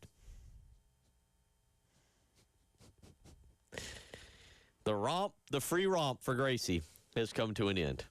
The story ends well. Gracie has been found, folks. Or another giraffe that happened to be roaming free. There is. I've yet to read anything. I'm just saying. They told us to look for the ears. Until you tell me the ears are round, not going to believe it. The ranch, which is home to several hundred exotic animals, said steep canyon terrain typically helps keep giraffes contained, but Gracie managed to move beyond an enclosured gate and into the surrounding Hill County brush. So that's how she went undetected for snuck out 5 days. Snuck out. Now it's back to a pen. That's why she had the catch me if you can attitude. She didn't want to go back to that. Yeah, no. You had a taste of freedom. Yeah. Yeah. She probably got in somebody's trash and ate like half a burger or something like that. Only giraffe on loose in America. I think, are giraffes vegetarian? I think they are. Pretty sure they are. Maybe she didn't do that. Fairly well. She got some leaves on trees she'd never been close to before. I don't know. Something like that. Good news, folks. Giraffe Watch 2026 has come to a conclusion at 1:53 on your Friday afternoon. Gracie the giraffe with the rounded ears has been discovered. That concludes. Thank you to all goodness. Wonderful sponsors. Water, hats, sunglasses, every great sponsor we had. Somebody's reading glasses that I don't know whose they are that left here. What happened here? Elijah, Preston, what's going on? I mean, Elijah wears his glasses. Does he? Does Preston wear glasses? Not that I remember. Those aren't Chris's. I don't think they're Jack's. Somebody's. I don't know. Folks, we're on to another mystery. The case of the questionable eyeglasses 2026. The things we do around here at the halftime show. All right, we will. Dowell Loggains is going to join us in hour number 3. I'm interested to catch up with him. Hadn't talked to him in a while. Talk a little Lenore Sellers with him. Going back to this offensive depth chart. By the way, Lenore Sellers listed as the starter. Cutter Woods is the backup. Over under, non-blowout game. Very quickly here. Over under, non-blowout game. Meaningful snaps. Has to have a first down, something. Cutter Woods. 2 or more series this year. I'll go more. More? You go and you base it on history. The Sellers has had some, I don't want to say injury problems, but it's fair. I think so. He's missed a game. He's missed a half. Last year he missed a half. Cutter Woods is the backup. That's actually something that we'll have to discuss a lot when we get closer to August is how that's playing out. We'll get to the defensive side of the depth chart, Dowell, Loggains, and a little more soccer discussion. It's the halftime show.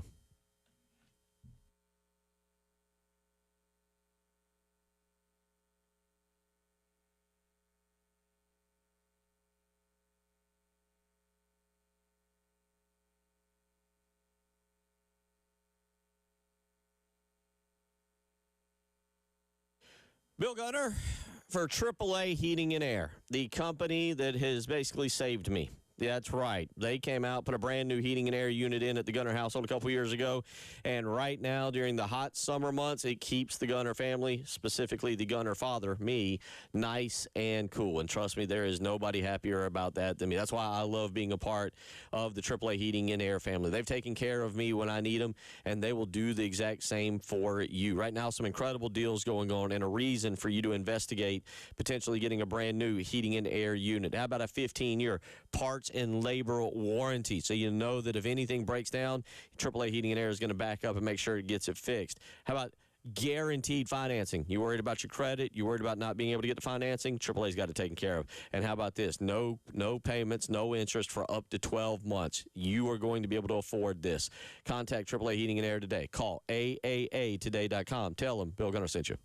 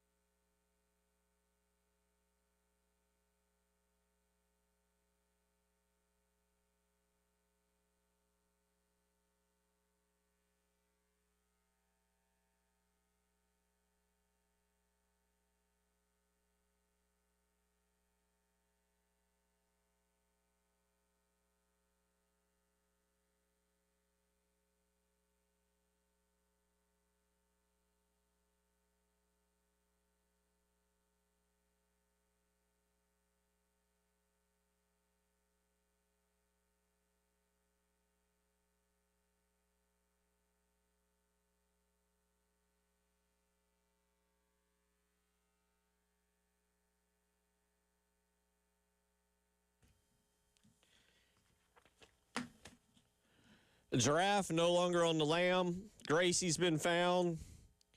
USA's lost in the World Cup. Braves didn't have to play last night. That was good. Play the Giants tonight. We'll take that as a win for the time being. Yeah, breaks at least a four consecutive day losing streak. Take what you can get right now. Gamecock football 71 days away. Yesterday, by the way, South Carolina, what do you make of this? Like, is this, do you go, oh, we're talented, or South Carolina's talented? 9 guys on the Athlon preseason All-SEC team? Like, do you read these? I ignore these things because I don't know. It's not that I don't think they're relevant. It's just I've never put a lot of stock in it because what is it? They got 37 different teams. So you put 11 guys on each team. That's a lot of players. Sure. But no, I mean, do you put any basis on that? Not really. Okay. It's neat, and it's. I think you put less stock into it now than you used to, because again, teams change so much now, and I don't have the list in front of me, but I imagine several of those guys are transfers coming in that we still don't know exactly what they're going to be in a Gamecock uniform yet. I'm getting the list up here, but well, there's some things I was going to tell you that I was leaving out of the statistics in a second. Okay. 9 guys, pretty good, right? That's great. Sure, Is it? It's builds the hype, I guess. But I'm not using that as my basis of saying this team's definitely going to be this or that because they have 9 guys on Athlon's All-SEC team. I'm just 9 guys. You go like, talented, right? Well, guess what? That's the 8th most in the SEC. Texas has 16, Georgia has 15, Oklahoma has 15, LSU has 11, Mississippi 11, Tennessee 11, Alabama 10. I see. So all of a sudden you go, well, wait a minute, we're only halfway in the conference. Still, hey, being halfway is not terrible. Then you look at it a little bit deeper, and only 1 out of the 9 was a first-team selection. Can you guess who that is? Pretty simple. Yeah. Don Stewart. Yeah, there you go. Second team are only 2 players. Can you guess who those are? One of them relatively easy. One of them Sellers. no. No, not second team. Mm-mm. Well, okay, that's not surprising. Is it Peak? Mm-mm. No. No. Harbor. Mm-hmm. Harbor second team. Third one's defense / special teams. Kari Swain. Yeah. Okay. So 9 guys, 1 on the first team, 2 on the second team. Third team, Jakarius Peak, along with with Harbor as a kick returner. Okay, not sure about that. Lenore Sellers, J.R. Johnson, Judge Collier, and Peyton Williams are on the 4th team. Okay. So you see what I said? This is where I ask, like, if I read you the headline, South Carolina, no offense to Gamecock Central, but the headline reads from Kevin Miller, South Carolina football puts 9 on Athlon's preseason All-SEC list. And you're like, we're talented. Pretty good. And then you start reading and you're like, we're only 8th in the league in terms of, But that's a good lead. Because, see, it brought you in. Probably, well. That's the point. Well, it's why I asked the question, like, do you put stock in it? I don't. Do you put, and that's why I don't either. Like, there's 4 teams. Who the bleep needs 4 teams? Well, and it's, again, we are in the season of list right now. Right. That's true. So, again, we look at all these things, and Athlon, Phil Steele's going to be coming out here very soon. ESPN, CBS, all of these outlets have their various preseason teams and, Heisman shortlist and all that kind of stuff. And we talk about these to a degree, but it gets to the point where it's just like, all right, we're just kind of, talking about the same thing over and over again, because again, there's usually consensus of the similar names appearing on all these lists. So what difference does it make that Sellers is on a second team on one list or a third team on one list compared to a first team on another list? Not a whole lot. It's great recognition, saying, okay, well, they think this guy is good enough to be recognized in one of the top 3 tiers of the SEC at his position. That's awesome. What does it mean for them playing on the field this fall? Yeah. Not a whole lot. I had him as my first team all-SEC quarterback at media days last year. I think he got first team last year, if I remember correctly, because everybody was at LSU was mad that Nussmeier didn't get it. And again, what did that amount to? Nothing, because he had a rough season. Well, I don't know. I get more fired up and more excited to talk about the preseason top 25 that's even less relevant than this. But I do find that, you're looking for anything right now to give us a thought on South Carolina football, and you see a title like that, 9 players on the Athlon preseason for the ballot, and then you read through it, and you're like, well, we'll see. So there's something there. Just putting that out there. South Carolina football yesterday did get a commitment. Kevin Millington. Look, as a person who's done recruiting, I tend to overhype recruiting. I tend to love recruiting. I will say this. I don't know how good Kevin Millington's going to be. Who knows? I do think from a standpoint of Torian Gray, you'll love these big 6'4" defensive back, long arms, lanky. It's a Torian Gray special. It is a Torian Gray special. So he is considered, Kevin Millington is considered one of the higher rated recruits in the South Carolina class. The Gamecocks have had recruiting momentum this week, if there is that thing. Offensive lineman Jordan Ross from Ridgeview, wide receiver Ivion Lewis, flipping from Kentucky, who's almost a 4-star, and now 4-star defensive back Kevin Millington. So some good news there for the Gamecocks. In terms of last night, soccer, we debated a little bit. My question, and it's somewhat hypothetical because it didn't matter. Last night did not matter, Tyler. USA was going to the knockout round anyway, and we already knew pre-match who they were going to play in Bosnia on Wednesday down in L.A. But did last night's loss take any momentum away? Did it dampen what? Look, I could be wrong on this. I'm telling you what I have seen and what I feel. And what I see and what I feel is a country that was truly rallying behind this. I'm like, wow, we're into it. Yeah. And no offense to anybody out there, but a country also that's like, I think we can win this thing. Like, and I'm like, I don't know about that. But I see a country that was really all in all of a sudden, and you're seeing the commercials build up and the excitement and the flags and the people, and it's really cool to see. It's really, really, really, really great to see the unity. And no offense again to anybody, but you're also talking about a country who really doesn't grasp soccer. Right. And that's why I asked, when we lose to Turkey, or whatever the bleep we're calling them now. The artist formerly known as Turkey. Yeah. And you jump up on them in the manner we did, 1-0. The people are like, oh, wait, this is the America I'm used to inside. This is the one that is not very good. I don't think so, because, I think there was enough messaging going in that this game didn't really affect anything. Okay. And, again. And you're right, it didn't. It didn't. And I think most people can recognize that it wasn't America's A unit out there the entire time. They had a lot of substitutions and things like that to get guys some rest, rightfully so, before they play their game coming up on Wednesday. So I think most people have the understanding that that game was largely meaningless. But see, here's my point about that. The casual, who does he hear score the goal? Burkhalter. Mm-hmm. Burkhalter plays. Yes. He's not a. Yes. He's not a sub.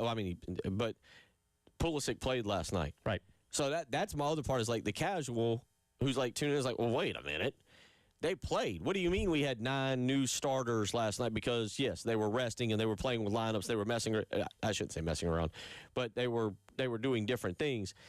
And I think the casual, again, goes, oh, wait, Pulisic was out there.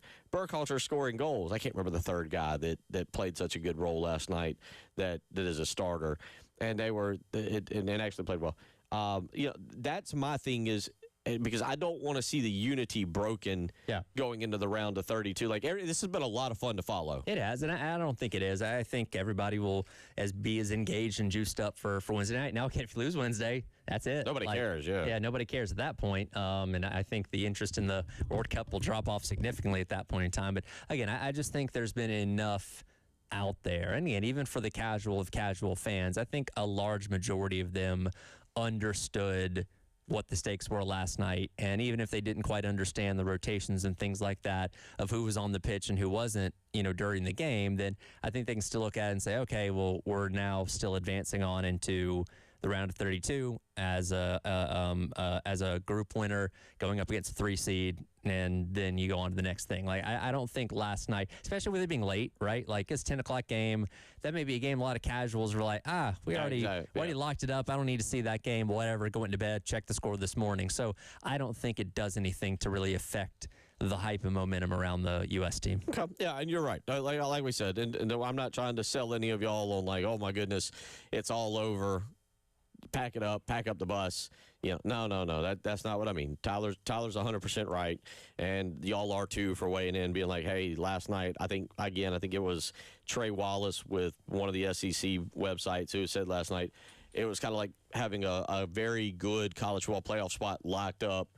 And then you lose a game that pretty much has no bearing or relevance on your college football playoff ranking. So we'll move forward with that. It is fun. Coming up in about 50 minutes, I will tell you, if you want something to do this afternoon, you can see two of the absolute best soccer players in the world, Erling Haaland against Kylian Mbappe. It'll be Norway and France.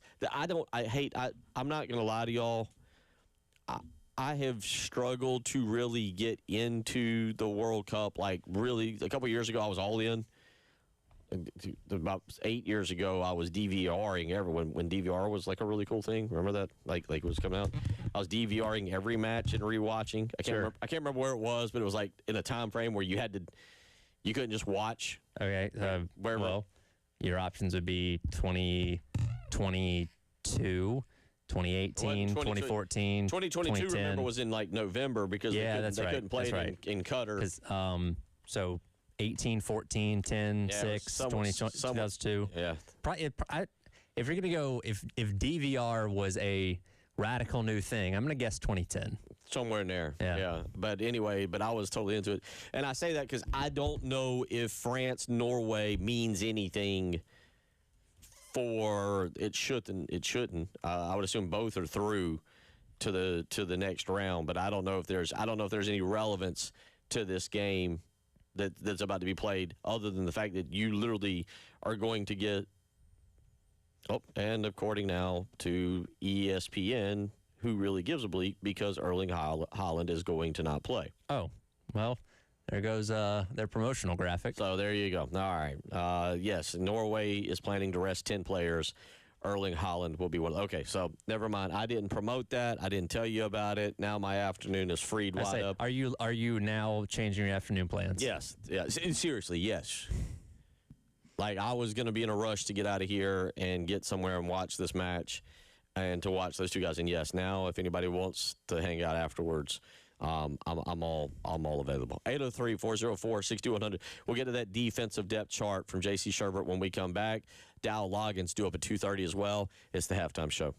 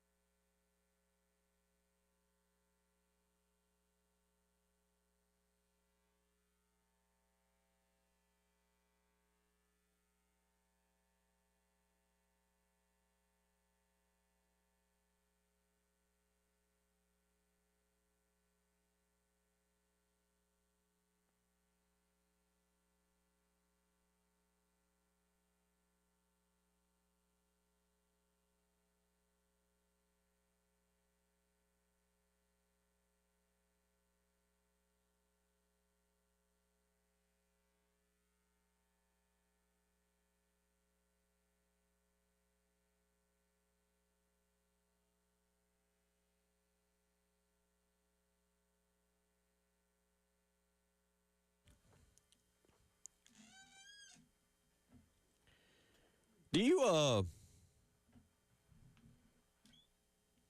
I'm a father.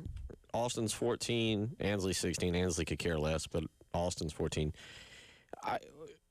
We're going to get to this depth chart thing in just a second, but I just want to ask this because I was thinking about this in the break. Like, everybody's known about this World Cup game, this match, for a long time. And you get people out there who, and I get it. I'm not trying to be mad at Norway or the coach or whatever, but this happens like in the NBA. We're seeing the tanking rules and everything. And I don't know what tickets went through. I have no idea. But if, like, you're a father, you're here to make, and you got your son a present or a daughter, whoever, and you're like, hey, you know, and you've been building for this because it's not like we just found out they were going to play last week, and you've been building. You're like, we're going to see Mbappe and Haaland, and Erling Haaland, like, and now you find out, that Erling Haaland's going to sit. Like, how do you feel as a parent? Probably pretty annoyed if you're a Norwegian fan, particularly, and you've come all the way over here. Maybe Well, see, I think that's different. If you've come all the way, I think you're like, yeah. I'm talking about, like, for the American that is, like, taking this in. Okay. Who, like, yeah, you know, you're not going to England to see Man City play. If this was you, and somehow you would secure they're playing in Boston. Okay. And you would secure these tickets, and like, hey, we're gonna go watch. You're watching two of the world's greatest. Yeah, two of the world's greatest, and then 30 minutes before the match, 45 minutes, whatever, you find out one of them is not playing. I'd be pretty upset by that because, again, this is something that you were able to plan out well in advance. And, again, this is different than, I don't know, the Lakers coming to Charlotte and LeBron sitting out on a Tuesday. Because, again, you expect with the World Cup everybody playing their best, their hardest the entire time. But again, when you run into these situations in the third game of a stage, or of a group, where if teams are already in position for the knockout round, they don't have anything to play for, they might rest their star players. And unfortunately, you end up kind of with the short end of the stick there of knowing that, well, apparently Norway's not really playing for anything here, so Holland's just going to sit this one out. Yeah, both of them really actually aren't playing for anything. Both are through to the next round. But Mbappe's still playing, right? That we know of? As of when that article came out an hour ago, he is.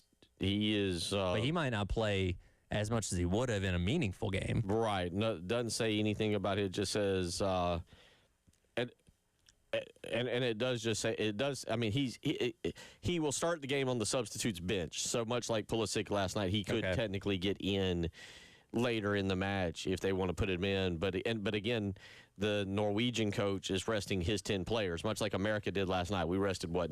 No, we did play some just to get him out there. But it does say Haaland's absence will dent his chances of winning the Golden Boot because he's tied with 4 goals in the tournament with Mbappe and 1 behind Messi there. I think he'd rather have the World Cup. Yeah, I'm not trying to be mad at Norway. I think about it as a lot of y'all are out there listening.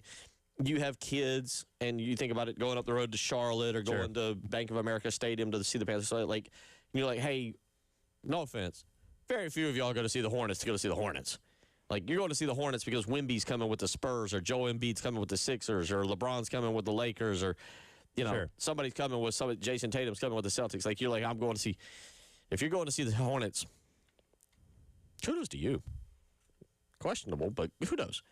But you get my point, like, and you spend money, you time, and you build this up, and then, and maybe people were like, well, it's going to be game 3, and both of them are going to already be through, so the odds of seeing one of them, maybe people knew that. I can imagine Fox probably not happy about this either, because again, you have this huge matchup between 2 of the biggest stars in the world, and 3 o'clock on a Friday isn't going to get all the eyeballs, but I imagine a lot of people like yourself that are maybe getting off early or whatever, like, okay, that's appointment television. Let me get home and let me turn this game on. You're kind of running in right to about 5 o'clock where most people are getting off work, where if you find out, all right, well, Haaland's not playing, okay, and again, the game largely is meaningless, then you're like, maybe I'll skip this or go do something else. Yeah, so anyway, 803-404-6100. Just curious because, again, a lot of y'all out there listening, your parents, I just as a parent, it came to my mind as we were, as I was walking out to go be really bad at pinball out in the lobby we got right here. Now let's put you in those shoes really quick. I don't know what these tickets cost, but they're not cheap, right? So let's say you spent a number figure that involves a comma for you and Austin to go to this game. You got the hotel, the food. You've flown up there. You're ready for it. And then like an hour before the game, you get the notification that he's not playing. Is that a frustration you're expressing verbally? Are you keeping it pent up inside you? How is Bill Gunner handling that? Seriously, my attitude is based on how my son's attitude would be. Okay. Like, if he's down and depressed about it, now, my son's very laid back. He's very, very just like, oh, all right, whatever. But if I saw him, like, upset, I'm going to be Yeah. like, you're still experiencing an incredible thing. Like Sure. a World Cup guy. We've talked to Tony Annan this week, and I now kind of wish I'd maybe been a little more aggressive in going to catch a World Cup game in Atlanta, that like people have talked about, and just to see the atmosphere. So there are things that to it that you're going to get to see that you'll never see again, and that you'll be a part of it. But I think See, they're still promoting it on TV. yeah. No, because this was a huge deal. Like this was, I mean, this is Ohtani versus Trout. This is everything you want to sell, and I get why Norway's doing it. But yes, Sure.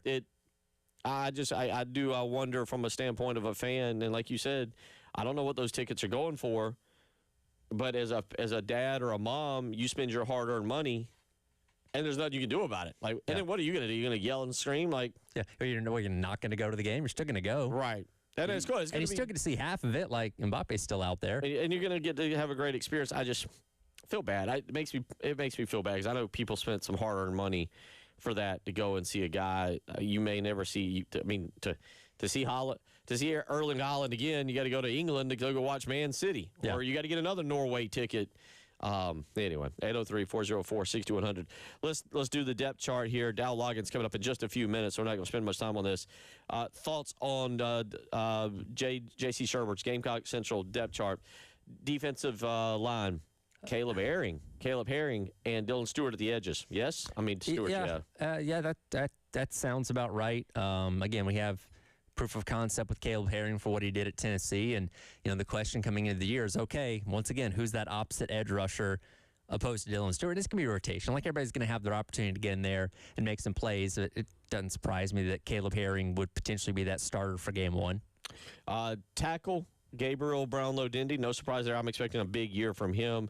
Tomiwa Durojaye at the other defense side. That's the one I think that is one of the most intriguing players on this entire roster and what he could be. Yeah, Illinois, right? That's where he came from. Yes. Yeah, and again, we heard a lot of things about him through spring practice, and that kind of checks out with him being the starter there on the interior. And again, this is another position that I think the biggest question is, how deep are they going to rotate? How many guys is going to be, like 2 years ago you had about 6 guys that were consistently out there for your defensive line. How deep will they go this year? That's kind of the question. But again, no surprise that Gabriel Brownlow-Dindy and Tomiwa would be kind of looked at as the lead 2 of that group. Linebackers, he's got Fred Johnson, no surprise, and Justin O.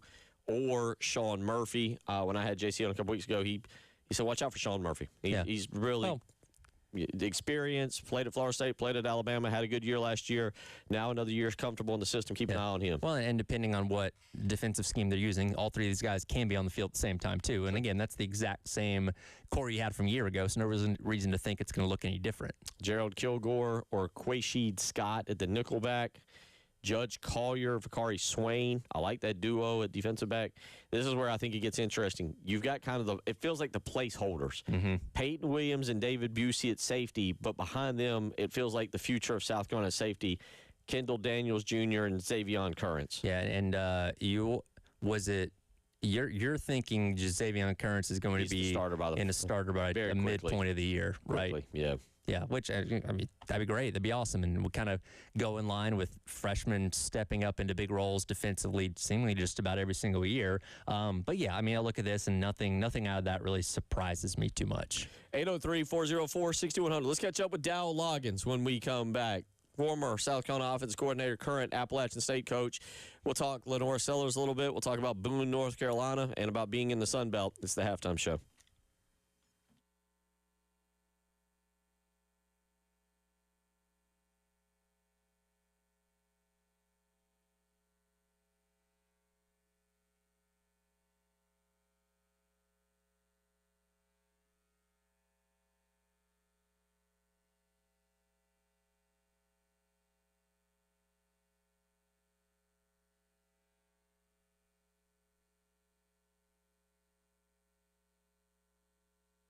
It's all right here for our friends over at Canty Foundation Specialist. I'm looking outside, and we had some rain come through the area just a little while ago. And if you have an open crawl space under your home and recently experienced a storm, you could have standing water under there. And that can lead to a lot of problems I tell you guys about all the time with standing water in your crawl space, like mold and mildew, because it affects the air that you breathe, because roughly half the air that you breathe in your home comes from your crawl space. And that's where our friends over at Canty Foundation Specialist come in. Go online to schedule your appointment today at cantycanfixit.com. They'll send a professional out to your home to evaluate that crawl space, get it fixed, and your family can live worry-free going forward. Again, do not hesitate. The issues will only continue to get worse. Go to cantycanfixit.com. Let our friends at Canty Foundation Specialists help you out with your home's crawl space and foundation needs.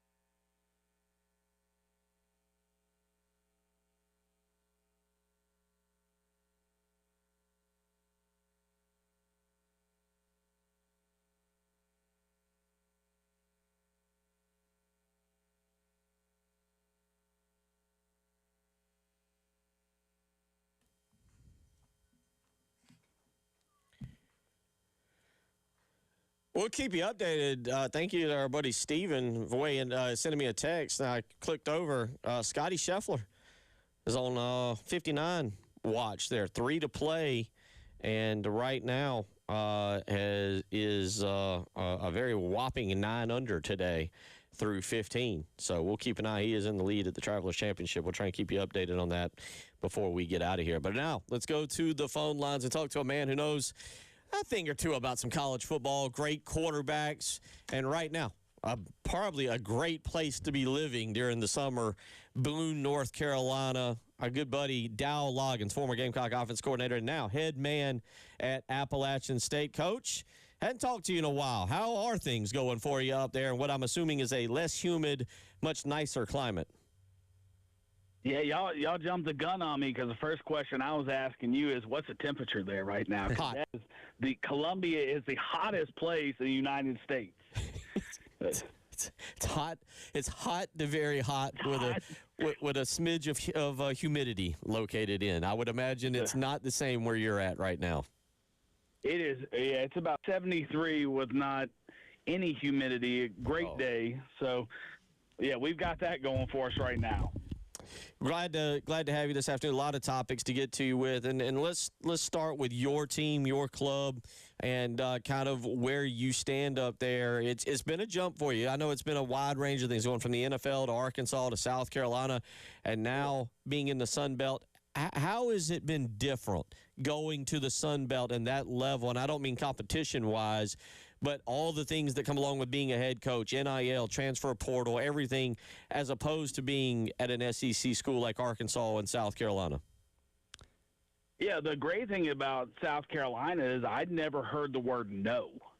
So I was like, hey, can we do this? Yes. Can we do this? Yes. Can we pay this player that? Yes. Can we get this quarterback that's really talented under contract before other people can tell me? Yes. And so you're dealing with different resources, without a doubt. But the football and the people and the winning tradition is the same. The expectation is the same. The great thing that prepared me for this place is being at the South Carolina, because the expectations between South Carolina and Appalachian State are very similar because the fans are very passionate. You're talking about the two best fan bases in their conference, and they get to win every week. And so it prepares you for that. And we'd been being in the NFL for the 16, 17 years we were there helped us with the transfer portal, the NIL piece of things. Like, we treat it like it's the NFL, and the college draft is high school recruiting, and free agency is the transfer portal. And you want to be wanted to be a high school team, develop our culture from within and grow it. So we signed 26 kids last year at this time, had the #1 recruiting class in not just the school, in the history of the conference as far as the ranking goes. #1 right now in our conference, and fighting off some good to stay that way. But we took an NFL model, and being the South Carolina and the Arkansas helped us get ready for this, because there are a lot of great coaches here in this conference, and just like the Southeastern Conference, and a lot of exciting football. So, Dan Gendell, appreciate you joining us. As you go into year number 2, again, you guys went to a bowl game a year ago, which obviously is a good step in the right direction. You lost a lot of guys to the transfer portal, brought a lot of guys in. How do you set expectations going into a year with so much new and obviously still trying to build and move forward in a very tough and competitive conference like the Sun Belt? Yeah, I think we're in a really good place. I really like our roster. I like where our team is. You know, the first year you get here and you're drinking through a fire hydrant, and you know, I was hired after the transfer portal started, so I was going back and forth trying to figure out, hey, am I coaching the bowl game? Got a chance to go 10 wins to South Carolina, which I thought could have been a really cool opportunity versus putting together a roster and keeping players, and most of them I'd never met in my life, and trying to sell them on a vision here. And then so I feel really good about where our team's at. The players that we were able to bring in the transfer portal, and our high school kids, 54 new players, but 26 are from the high school ranks. So, and we lost some good players, 4 D linemen to P4 in the transfer portal. But I feel so much better about our team right now, the culture we've been able to create. And so I feel really good going into year 2. How do you handle that when you talk about you lose guys now to Power 4? That's not something that 5 years ago was a concern at that level, but now it does feel like you're going to play East Carolina, you're going to play the Power 4 team in North Carolina State. Yeah. You know, East Carolina may be a little less concerned, but North Carolina State with a Power 4 watching not only playing you but watching your players. How does that affect a coach in your position, knowing that at any point a guy that you found that you just talked about, that great recruiting, might not be there to continue to build your program around? I think it's just the world we're in. You have to understand that. When I was sitting in that office in Columbia, South Carolina, they're the Jared Browns of the world, or people that we plucked from other rosters. So I knew exactly what it looked like on the other side. I knew that teams had a Sun Belt board, an American board, Mountain West board, so I knew that they were watching the good players in the conference, and I think you try to build as good a relationships as you can. And I think that we live in a world where if you want to make excuses, there's a bunch of them out there. But my mindset is, hey, it's a perfect example. We take Rondo Porter, who's a walk-on of South Carolina, and comes and has a great year for us, and then Rutgers pays them a lot of money to go play for them.